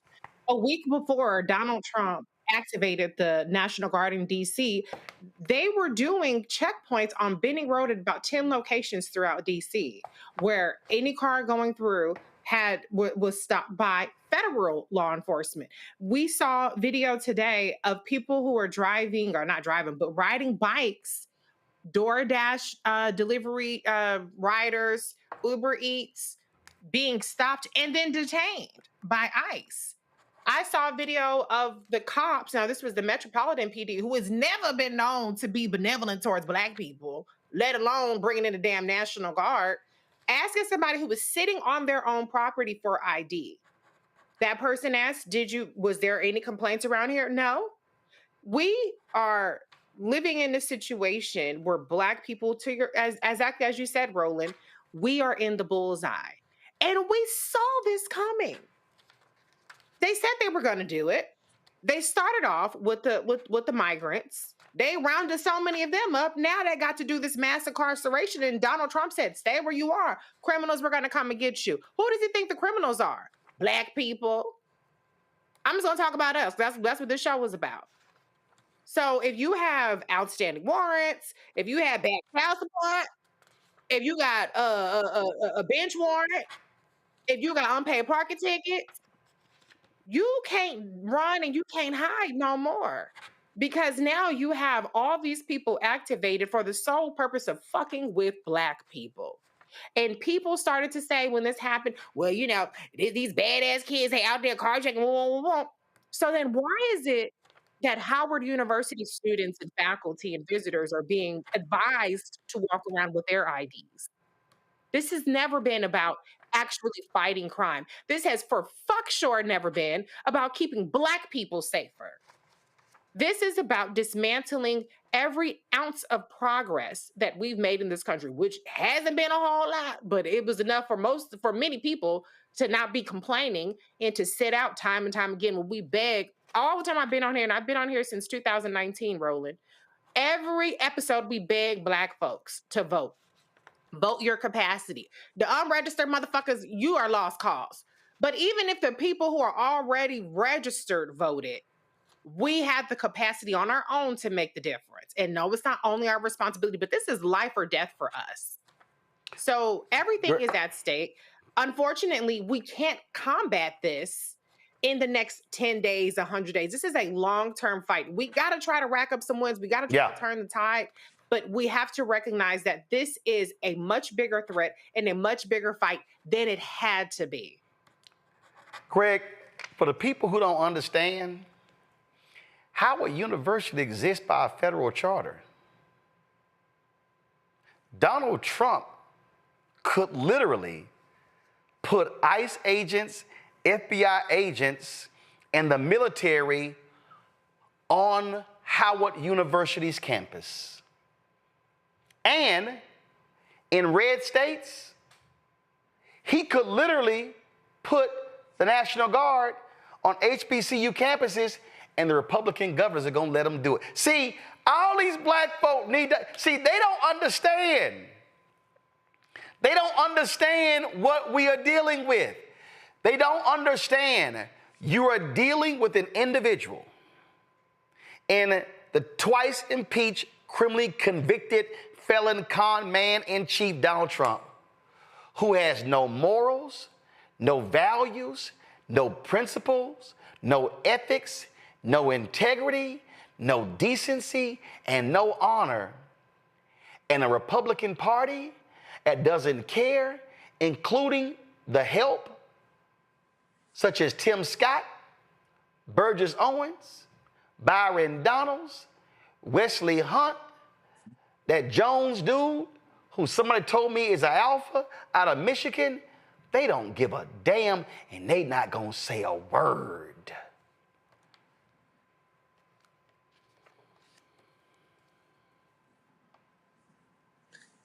No, no, they're not going to stop. And neither are we. I think this is the history that gets buried far too often. We're not going to stop. Yes, just about everything Donald Trump has done is illegal. Ultimately, I think the courts are going to find that the majority of things Trump has done are illegal.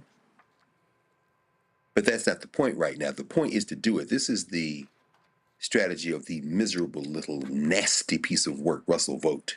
Yep. You throw everything out there and you force the institutions to respond. Right now, this is the point. They're terrified, these white nationalists, because this is the death bleat of white nationalism. So in their desperation, they've thrown caution to the wind and any notion of the rule of law to win. You're absolutely right, of course, about Donald Trump. Donald Trump doesn't even have a concept of the rule of law. Donald Trump has one objective only, and this he shares with his friend, Bibi Netanyahu in Israel, to stay out of jail. That is the only, that's the number one strategy. Of course, the number one objective. Number two is try to make some money. And so far, he's been good on both fronts.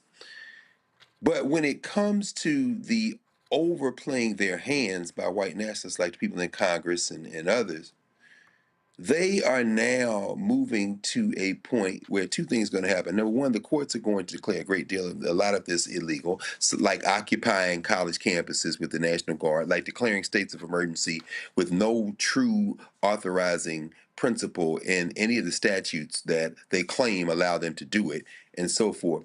But the other thing that's going to happen, the other thing that's already begun to happen, is that people, regular rank and file people who are not political, who are not up to date on the news and not aware of all the issues at stake, will nevertheless begin to push back. We're beginning to see it in Chicago, Philadelphia, New York. We'll see it in Washington, D.C. as well. So then what you end up seeing is, in their desperation, these white nationalists have given us a roadmap to the very institutions that we have to now surround and use to fight back. It's one thing to try to extort Columbia, and they escape extortion, to try to extort Brown University, and they escape extortion, but paying a little bit of money. But then when you turn around and call yourself going to extort Harvard out of a $500 million, out of $500 million, and try to force them into putting some programs in place that mirror your vocational education view of the world, what you're doing generally is trying to attack higher education.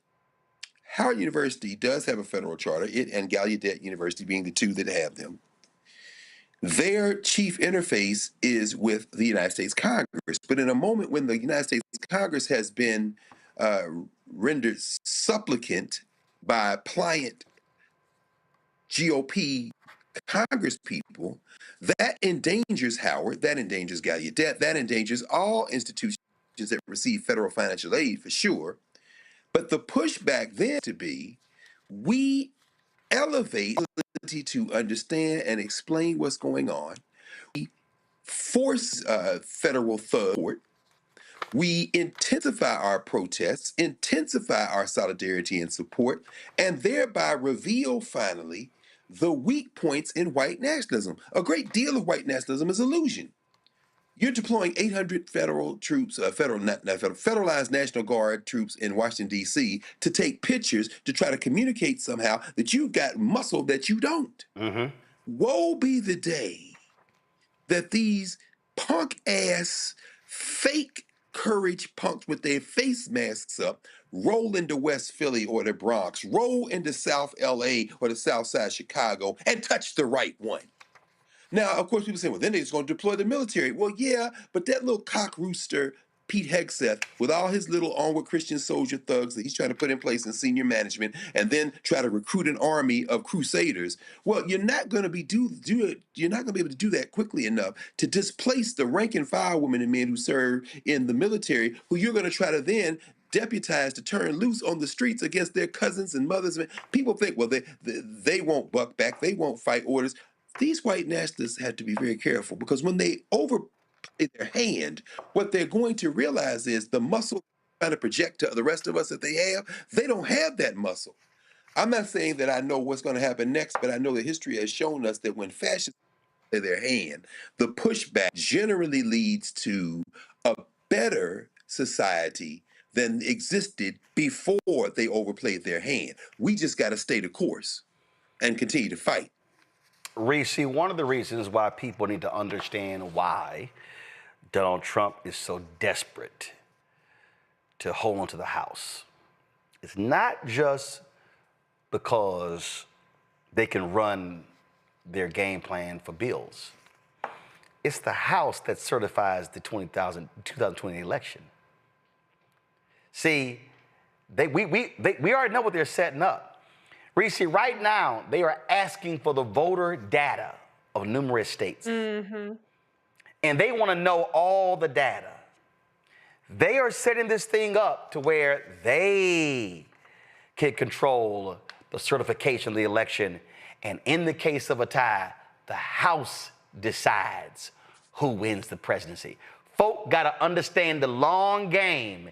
There's a reason why they are desperate. They ain't talking about, man, we got to make sure we keep the Senate. No, they are like, I need to change them.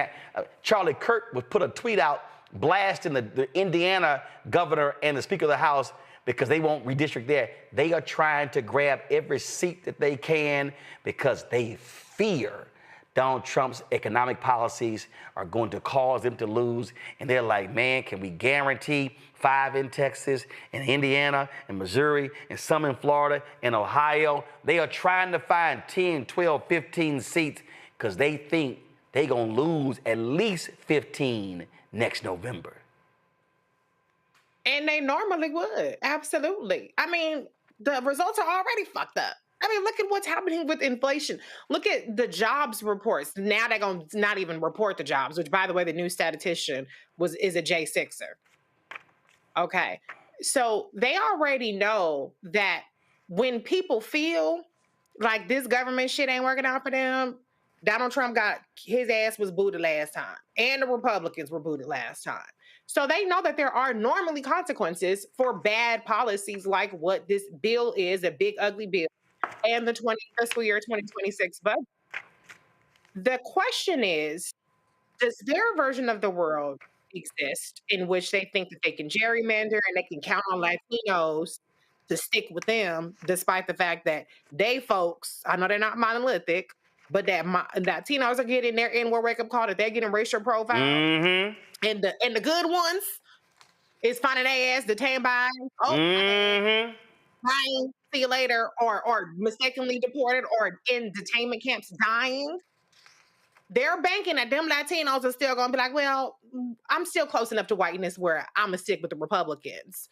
Or does the world in which Dr. Carr, bless you, Dr. Carr, I hope you're right, that this comes to a head to what you're talking about.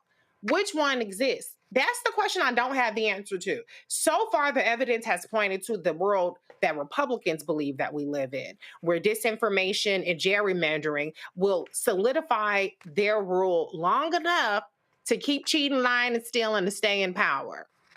I genuinely don't know which one it is. But what I do know is that these policies are so bad that it's going to be inescapable for the vast majority of Americans. And there are going to be tens of millions of more people who have some kind of incentive, life or death incentive, to get out there and vote. The question is whether they do it or not. And that's the point, Greg. And they want us, they want black people to be so frustrated, so upset, have so much discontent and so much anger that we don't vote. They want us turning. And see, when I call out black state reps, I'm actually trying to call them up. I ain't trying to call them out. I'm trying to call them up. I'm trying to fortify them, because what I need them to understand, when they fight, folks say, oh, you fighting for us. Now then they say, how can I get in the fight? But when people see folk capitulate, then their shoulders slump. See, folk don't mind losing a fight when you fight back. What people hate, Greg, is to see you lose a fight and you never swung one time.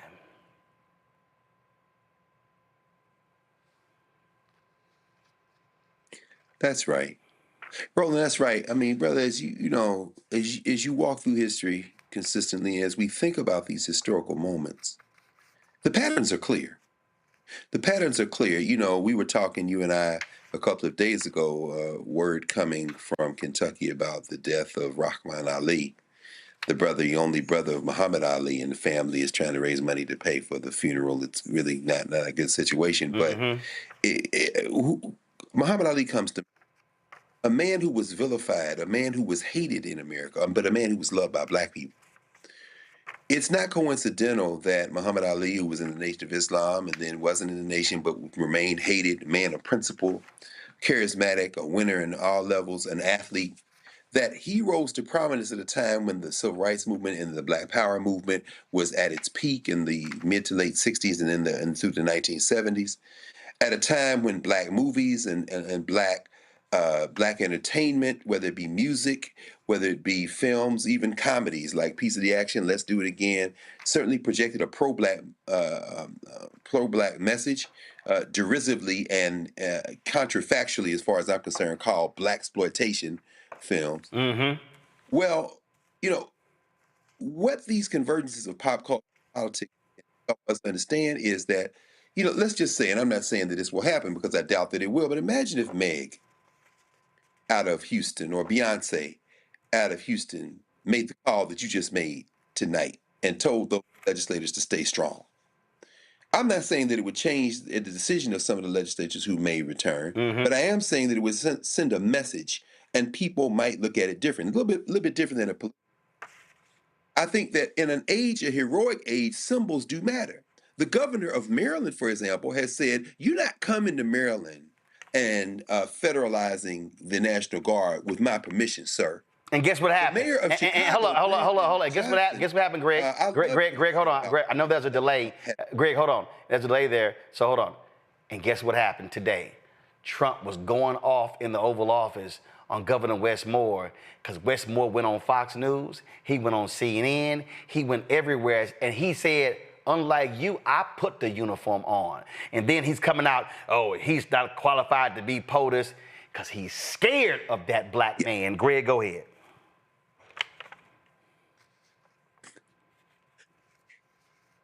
Yes. No, Roland, we're talking the same talk, brother. I love what Gavin Newsom is doing in trolling them, including now doing the all caps, roasting them in social media.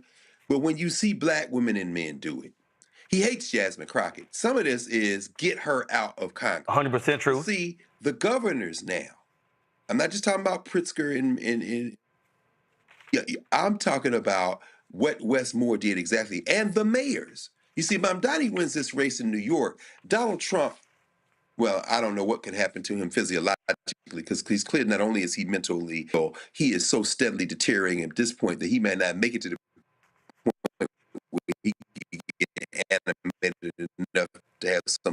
a logical reaction to a Mamdani victory. But the illusion is government over the rest of the president is a king, which is what Russell Vogt believes. The reality begins to emerge that at the state and local level, people hold considerable power. California can contract and make deals with foreign governments. They have huge billions of dollars of pension funds. If enough, or even if one or two of these key state and local level leaders exercises their authority and does it with the type of public-facing panache, charm, kind of captivating presence that a Muhammad Ali had in boxing or Meg Thee Stallion has in hip hop, but do it politically like a Wes Moore or a Governor Newsom of California, that has the potential to galvanize people in a way that could translate into some sense of finally somebody's fighting. Now I will get off the bench.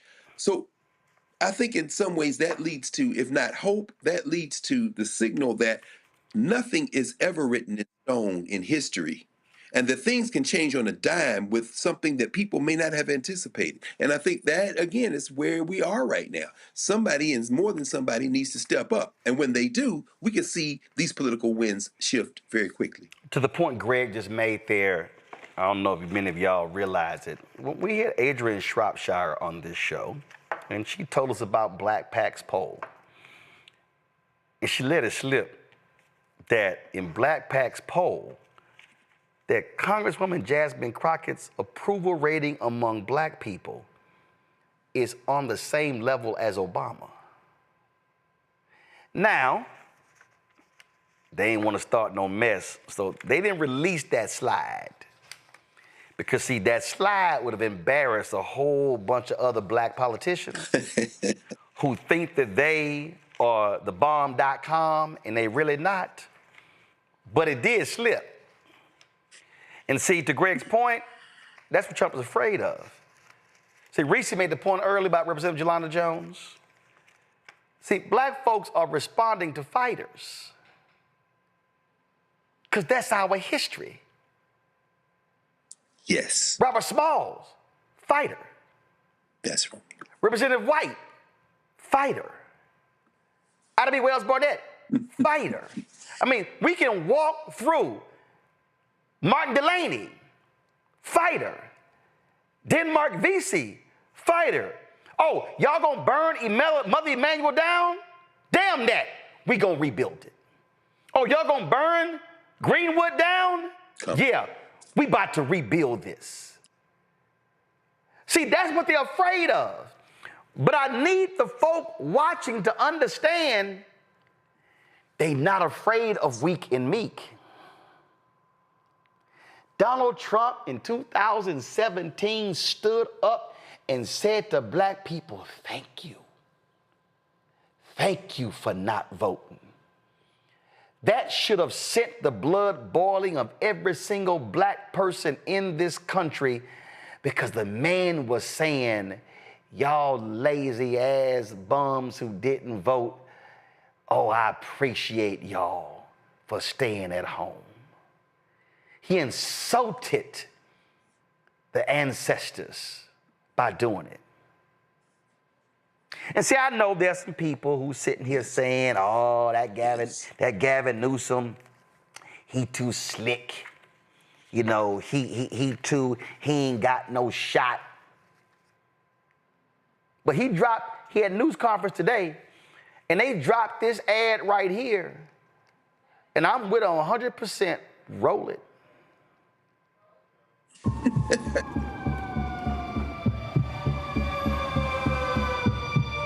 It is a 5-alarm fire for democracy in the United States of America.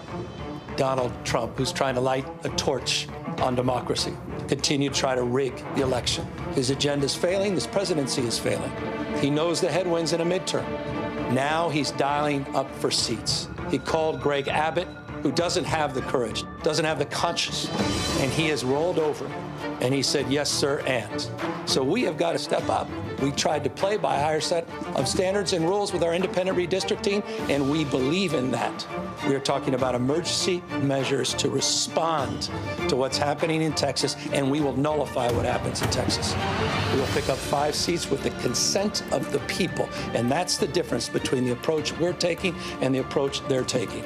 There are no rules for Donald Trump. And this is a serious moment in American history.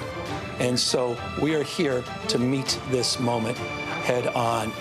We will not be complicit. See, that's how you got to respond. See, that's how, see, you got to let them know. You want to swing, Reese? Let's swing. Batter up. I know that's right. I support this version of Gavin Newsom. I didn't support him sitting down with Charlie Kirk and Steve Bannon and all them other people. But he got with the program. He realized, okay, this is a different ballgame that we dealing with, and it's not going to be winning over the MAGA-lites. They are a lost cause. And so I'll tip my hat. I give credit where credit is due. I'll tip my hat to what Governor Newsom is doing. He's out there trying to move the needle because the polling right now is not on his side when it comes to this independent commission. But unlike what Democrats normally do, which is be like, well, the polls say that they're not with it. Well, the focus group say they're not with it. Let's just change course. He's like, no, we're going to change minds. Republicans do that all the time. And that's about damn time that Democrats are figuring out that you got to start changing some minds from Democrats. Fuck the MAGA people. Get the Democrats to be like, look, if the Republicans don't get all the seats, we need to get all the seats we can over here. So this is exactly what we need to be doing. And I'm glad to see that he's not just saying, well, we have an independent commission. What can we do? Governor Kathy Hochul is saying the same thing. Like, look, our Constitution, maybe we got to change that shit. We already gerrymandered here in Maryland, so they ain't really too much for Governor Moore to do. But No. You can pick up 1 or 2 in Maryland. Okay, yeah, we can pick up 1 or 2, but I'm just saying that I was going to say that what else he's doing is he's pushing back on this whole National Guard activation, as so many people in the mainstream media are trying to normalize. Well, what is the problem with bringing out people just to patrol the subway? Including some white progressives. Including white progressives and the black conservatives or whoever those situation may be. And so we're seeing Democrats finally waking up to the fact that you have to win the narrative war. You have to push back. You have to activate the different levers that we have where we are in power to try to counter some of this stuff. But Roland, one point I did want to ask you about is, we talk so much about fighting and blood, sweat, and tears, and yet we see that Republicans get these gains without busting a grape. They fund think tanks. They fund all kinds of PACs. They fund universities. They fund every kind of organization under the sun. They lay out the plan. They stay on message. They execute. I'm curious to see, as the great work that you do here, you have the statistics in terms of how you moved up in the YouTube rankings. I think you're top 50, top 20, 40, whatever the top 40, number 40. Top 40, okay.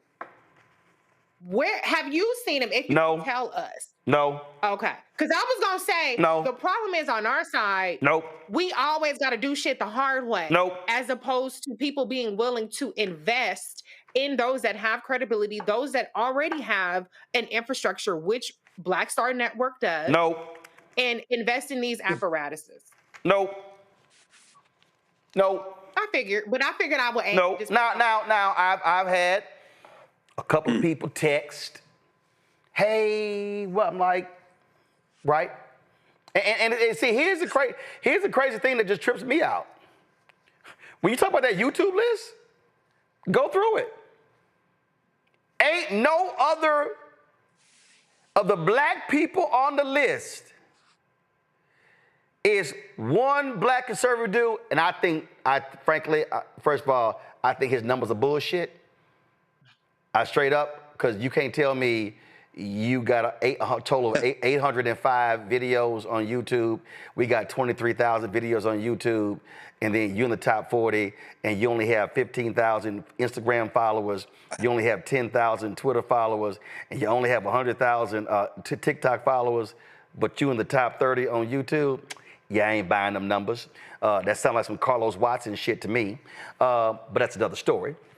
But to your point, and I ain't gonna say the name, but you got one billionaire, multi-billionaire progressive, and a staffer said they scared. Yeah, she got. You know, I love watching the show Billions. Mm-hmm. And I was rewatching the other day. I went back. I don't know why I decided to go back and just watch the beginning of Billions.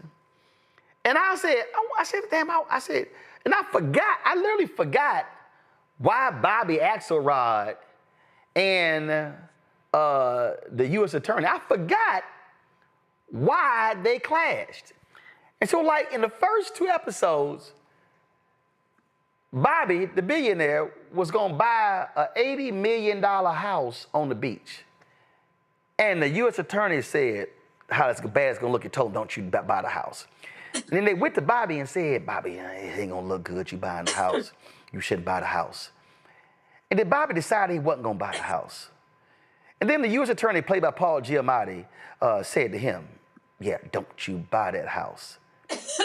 and Bobby said, you know, what's the point of having fuck you money if you never say fuck you? Here's the problem to your point, Reese. The black billionaires, the white billionaires, who got 4, 5, 6, 7, 8, 10, 20 billion, they scared of Trump. The only one who ain't scared of Trump is George Soros. And here's the crazy part. George, the guy who used to be the top investor for George Soros, is Donald Trump's Treasury Secretary. So George Soros, he don't give a damn about them. But what you just said, Reese, is a bunch of these folks, they're scared. They're scared. I'm telling you right now, I was at the Black Women's Expo in Chicago. Massive number of sponsors who were there last year, not there this year. Mm-hmm. They came to Mary Green and said, could you take black out of the Black Women's Expo and just call it the Women's Expo? Straight up. Companies are scared. Greg made the point earlier, Harvard buckling. Donald Trump said, I am going to take the power of this office and I am going to attack every single institution and I am going to bring all of them to heel. And he says, I'm gonna attack academic, I'm gonna attack media. So Disney settles, CBS settles, they all settle, and now they're all scared. And I had to, and all this is happening, and you're sitting here going, well, damn, your ass got $5 billion, you got $10 billion, you got $20 billion, and you scared? And that's what's going on. And after all that talk, Reese, about, how we need to fund the infrastructure and we got beat this, that, and the other, silence. Silence. Crickets. Crickets. And I'm sitting, and I'm talking about, I go to all the institutions, labor institutions, all these other particular groups, and I'm just sitting here saying, okay, all right, let's see what y'all gonna do for 2026. And see, Reese, I done already made it clear. I done made it clear, Greg. If y'all think that I'm gonna take a crumb and go, this is a great meal, I said I will keep my black ass at home and do the show from the crib. Because you will not see me extend myself. I have an entire game plan. I have a whole game plan on how we can broadcast all across the country. There are 4 people right now who I have in my back pocket who I can hire to host 2 daily shows. I know exactly how much it's gonna cost to pay them. I know exactly a couple of them. I haven't even approached them yet. I already have the exact plan. I have a plan in place right now that if we got a $5 million infusion annually for the next 3 years, I will hire 40 people. I already have the plan. But what I'm not going to do is overextend myself on the possibility of getting a check. Right. Mm-hmm. That's not going to happen. That's not how we've remained profitable and kept our doors open and not had to lay off staff. But let me be real clear. Oh, we are ready to swing in 2026, but I've made it perfectly clear to black folks and white folks, don't think you're going to get me to leave this office and have my staff leave this office if you are going to put pennies on the table. Greg.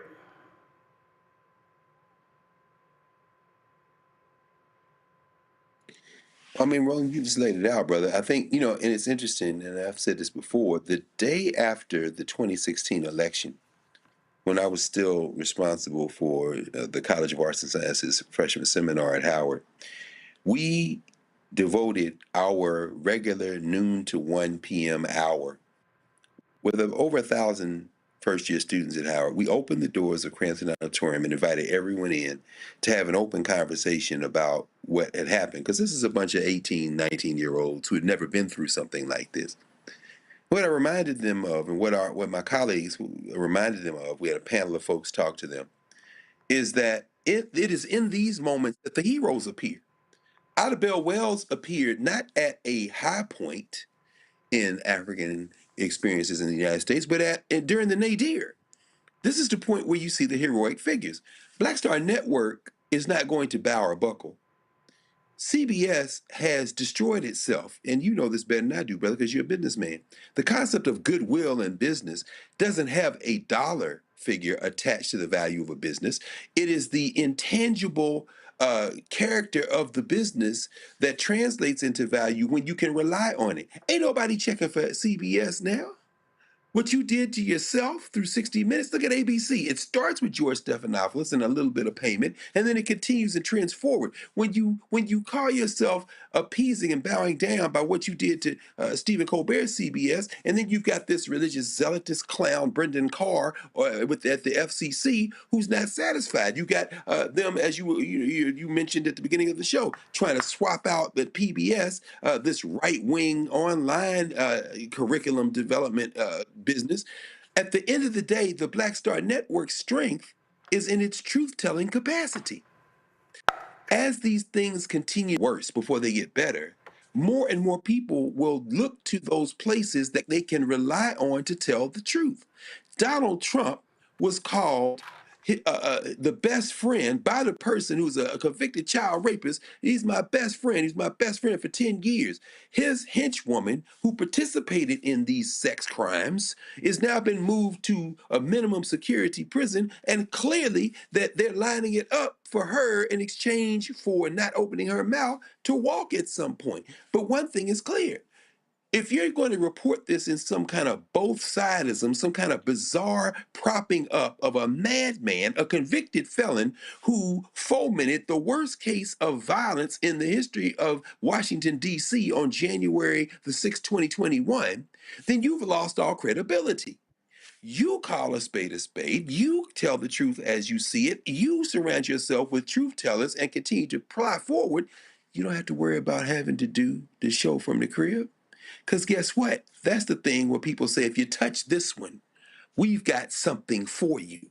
This is a heroic age. And when we back, finally, however long that period is in the future, when we look back, we will see that the Black Star Network will be among those entities that rose to the occasion. And that's how you determine how you win. You don't determine how you win by who doesn't think you can win and makes deals. You determine who wins by who tells the truth and who is consistent. And that's how you move forward. The other day, a friend of mine out of New York, prophetess Etna Johnson Sneed, I was talking to her, and she said, Roland, let me be clear, touch not my anointed. She said, when you know you are doing what God's will is, she said, I dare those to try to come after you because they're touching one of God's anointed. And see, there are a lot of our people who are afraid. Y'all, at the top of this show, y'all heard me vigorously push and prod and challenge my frat brother, Ron Reynolds, the chair emeritus of Texas Black Legislative Caucus. And see, when I was speaking about that, and people were asking me, somebody say, man, well, where all this come from? I said, it come from my grandparents, it come from my mama and daddy. I said, but it come from ancestors. And see, I think about that certain scene in Selma. Yeah. When Carmody Jogo, playing Coretta Scott King, was preparing to meet with Malcolm X and she was afraid. And then Lorraine Toussaint, who played the woman who called Dr. King to come to Selma. Amelia Boynton. When she had some words for her, and we're going to end the show with this because, see, I need every single one of y'all watching to listen to these words that Ava DuVernay wrote in that movie. And she should have forced the hand of that white writer to say, no, it's going to be a co-writing credit on this movie because he didn't write these words.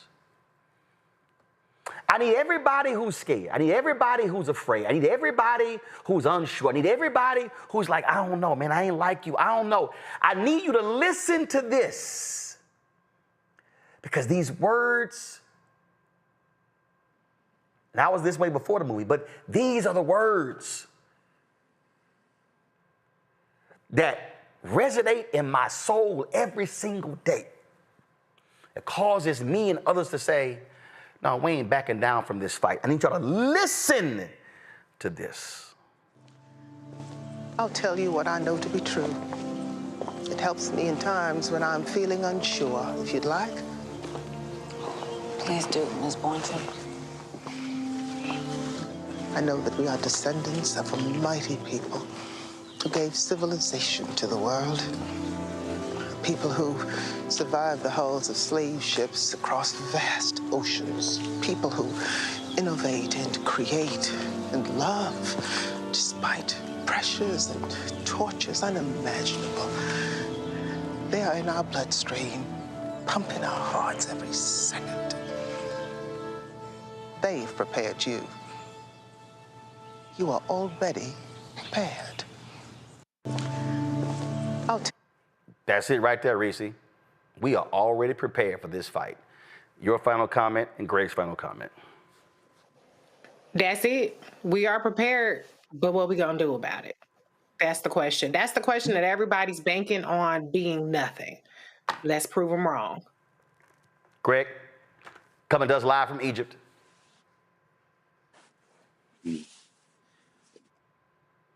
I echo Roland, and that's why I'm here. That's why I'm here with about 130 people from all over the United States and from the continent of Africa. A shout out to my man Yokoreka Somé, one of the, if not the baddest Egyptologists on the African continent, who's come to us from Kenya. We're here for the very reason that we just heard Lorraine Toussaint portraying the great Amelia Boynton Robinson, what she said. We are the descendants of the people who gave the world civilization. In fact, we are the descendants from the people who gave the world people, the first people.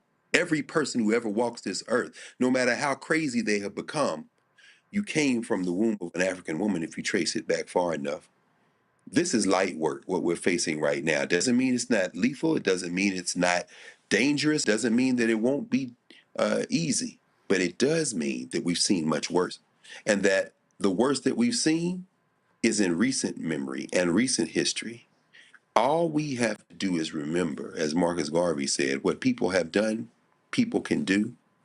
And remember that your people are the people that made people possible, that created everything, that laid the foundation for everything that will ever be on this little ball we call Earth, and that we can make the changes necessary to transform the society we live in. We've done it before, and we can and will do it again. Folks, y'all have heard me on this show often reference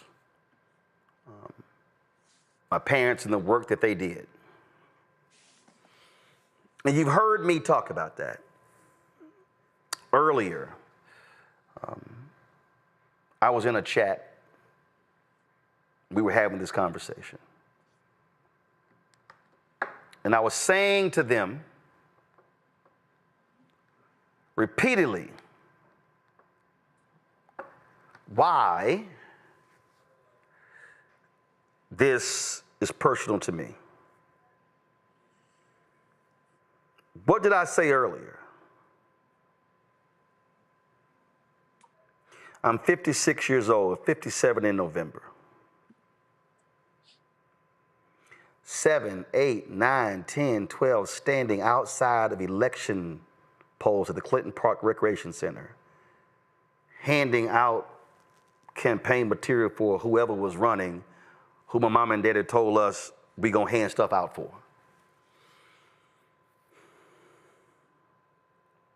I remember when my mama was the 3 citywide co-chairs of the Metropolitan Organization, a multi-faith organization in Houston.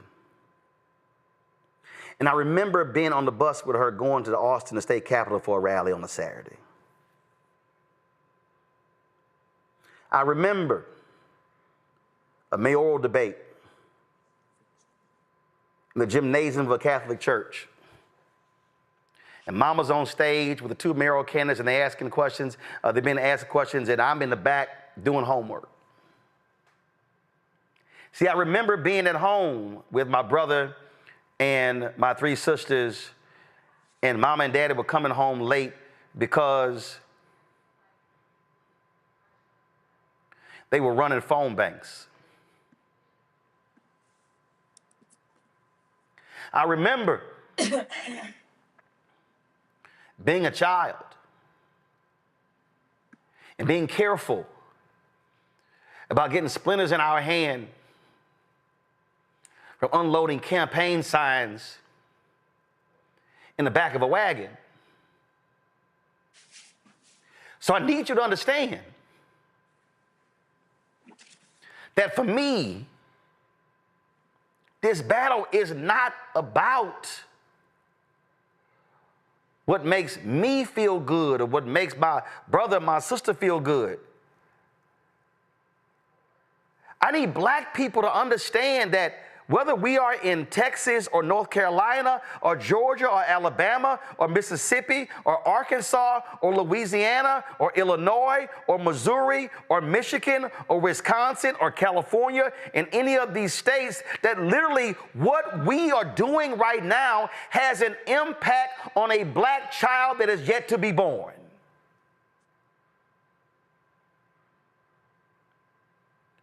So when the Polaroid revolutionary workers, when they were fighting against apartheid, y'all, I was 2.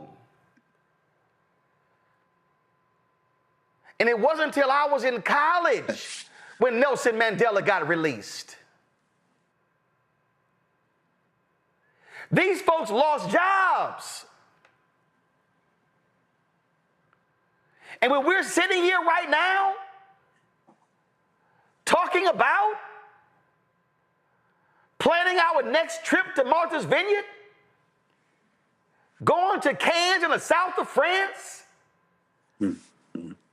talking about what our plans are for homecoming at HBCUs. I ain't got nothing against none of us having any fun whatsoever, but I take it back to what Harry Belafonte said when I sat with him. That he thought was going to be one of his, he literally said to me, he said, the reason I made it here, I didn't want to come. He said, because this is likely going to be my final interview. It wasn't. He didn't pass for several more years, but he actually thought it was. Because when it was over, we were talking privately. He said to me, Roland, I love the south of France. He said, but the reason I'm still here, because I am here to fight to make real what they put on paper, because this is also ours. And so I don't give a damn if those fascists are 2 blocks from right here.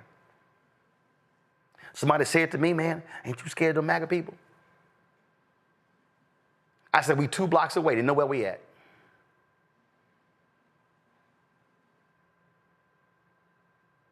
When I think back to that picture of that sister, when they had them bayonets, and she just moved that bayonet out the way.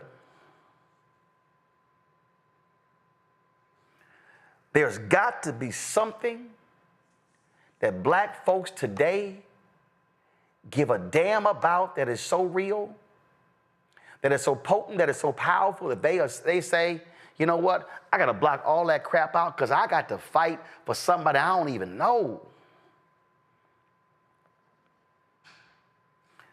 I am a student of history, and I'm telling y'all what we are looking at right now is no different than what happened after Reconstruction in 1877. Don't take my word for it. Go do the work. Go look at how they invalidated the civil rights law passed in 1860s and the one in 1870s. Go back and understand Plessy versus Ferguson. Go back and understand the black laws. Go back and understand what took place. Go back and understand that 1890 Constitutional Convention in Mississippi where they said, oh no, it's too many niggas getting elected. Go back to understand when black people were a majority of the South Carolina legislature. And go back and look at what happened in Wilmington, North Carolina, when white fascists, not the KKK, but the red shirts, when they said, we are going to overthrow a democratically elected government, and they ran those black people out of that city. There is a direct connection between what happened then to what happens now. And when they say, let's make America great again, that is what they're talking about. They're talking about what happened in Wilmington. They're talking about what happened when they burned and bombed Tulsa. They're talking about when they bombed Ida B. Wells' Barnett newspaper and put a bounty on her head. They're talking about every single, they call them race war, but it was actually a white supremacist war against our people. This is not the moment for us to check out. This is not the moment for us to rest. This is not the moment for us to be unwilling to challenge. This is the absolute moment when people have to be willing to mobilize and organize and be willing to stand up to these races, because it's more of us subconscious than them. But they've taken advantage of too many of us feeling deflated and defeated. That this moment you've got to make a decision which side your ass gonna be on. And if you are unwilling to engage in this battle, I have one simple request. Get your ass out of the way so we don't have to run you over. Because we are not satisfied with what is happening right now. And I'll be damned, as long as there is breath in my mama and my daddy's body and my body and other people of conscience, we're going to fight these folk to the end. And we will haunt their ass in death. Greg, thanks for joining us in Egypt. Reese, thanks for joining us as well. Folks, your support for this show is critical. I was literally sitting here, y'all don't even understand why this is happening. I picked up last week. These are money orders. These are checks. These are more checks of folk who don't believe in Cash App, Venmo, PayPal, Zelle, but they send money orders and checks. And I appreciate every single one. And I had to sit here and open the envelopes today. I had to sit here and sign the back of these envelopes. I got to take a picture of each one and deposit in. So it's going to take me some time to do so. So Etna Doggett, you sent me an email. I have your check. I know it was sent July 24th, but I told y'all when y'all send checks, y'all got to give us 2 months to process them because, y'all, it's a whole lot right here. And we've had folk out here who've been supporting us from day one, and we appreciate that. September 4th, we'll celebrate 7 years. You heard Reese ask the question, and yeah, we don't have billionaires and millionaires cutting us checks. And there's a whole bunch of millionaires and billionaires out there. Y'all say, man, what about those black folks? They do not send us checks. They do not send us direct deposits. They do not send us anything on PayPal, Zelle, Venmo. We exist because of regular, ordinary folk who believe in our mission. And so if you support this show, you support this network, if you support us speaking truth to power, if you support us being able to pay staff and being able to afford the rent on this place and the live view and all those different things, if you support all of that, we need your support. I didn't say we want your support. We need your support. Because there's no other black-owned media company that's doing what we're doing. Not one. There's no other black-owned media company that has a nightly digital news show. Not one. We've got 4 other shows. We're trying to launch new shows. So your support is critical. If you want to support us, first of all, Cash App, what did they do? They changed their rules.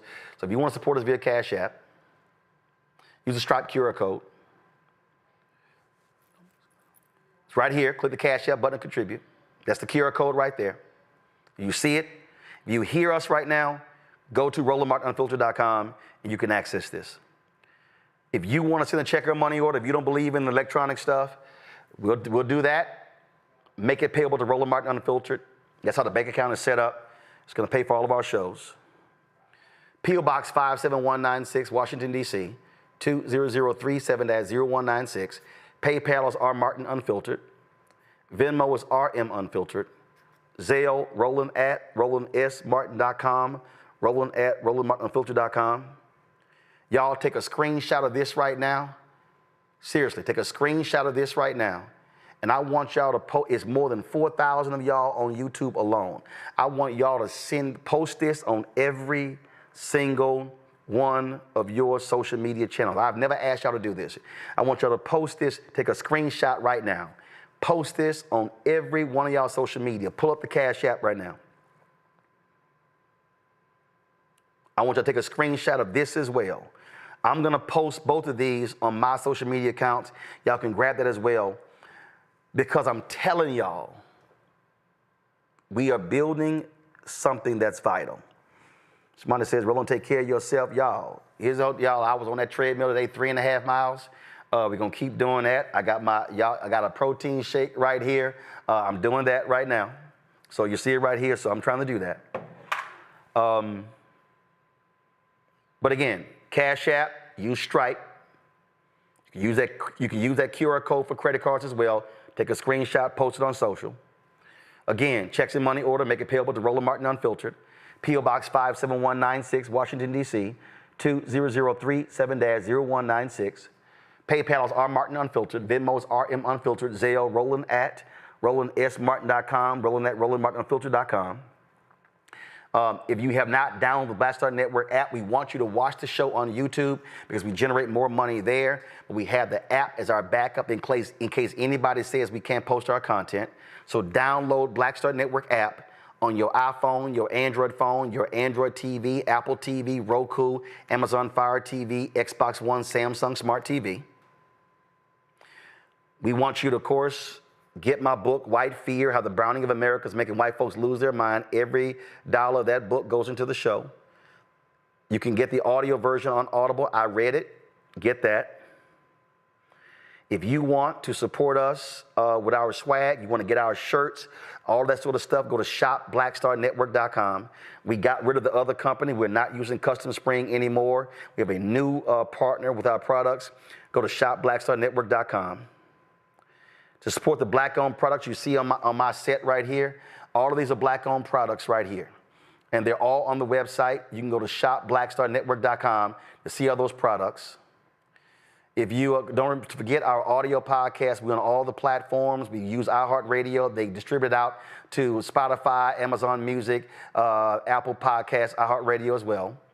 And don't forget, download the app Fan Base. We need to build up this Black-owned social media app. I need all of y'all downloading this app. And if you want to invest, get more information at startengine.com/fanbase.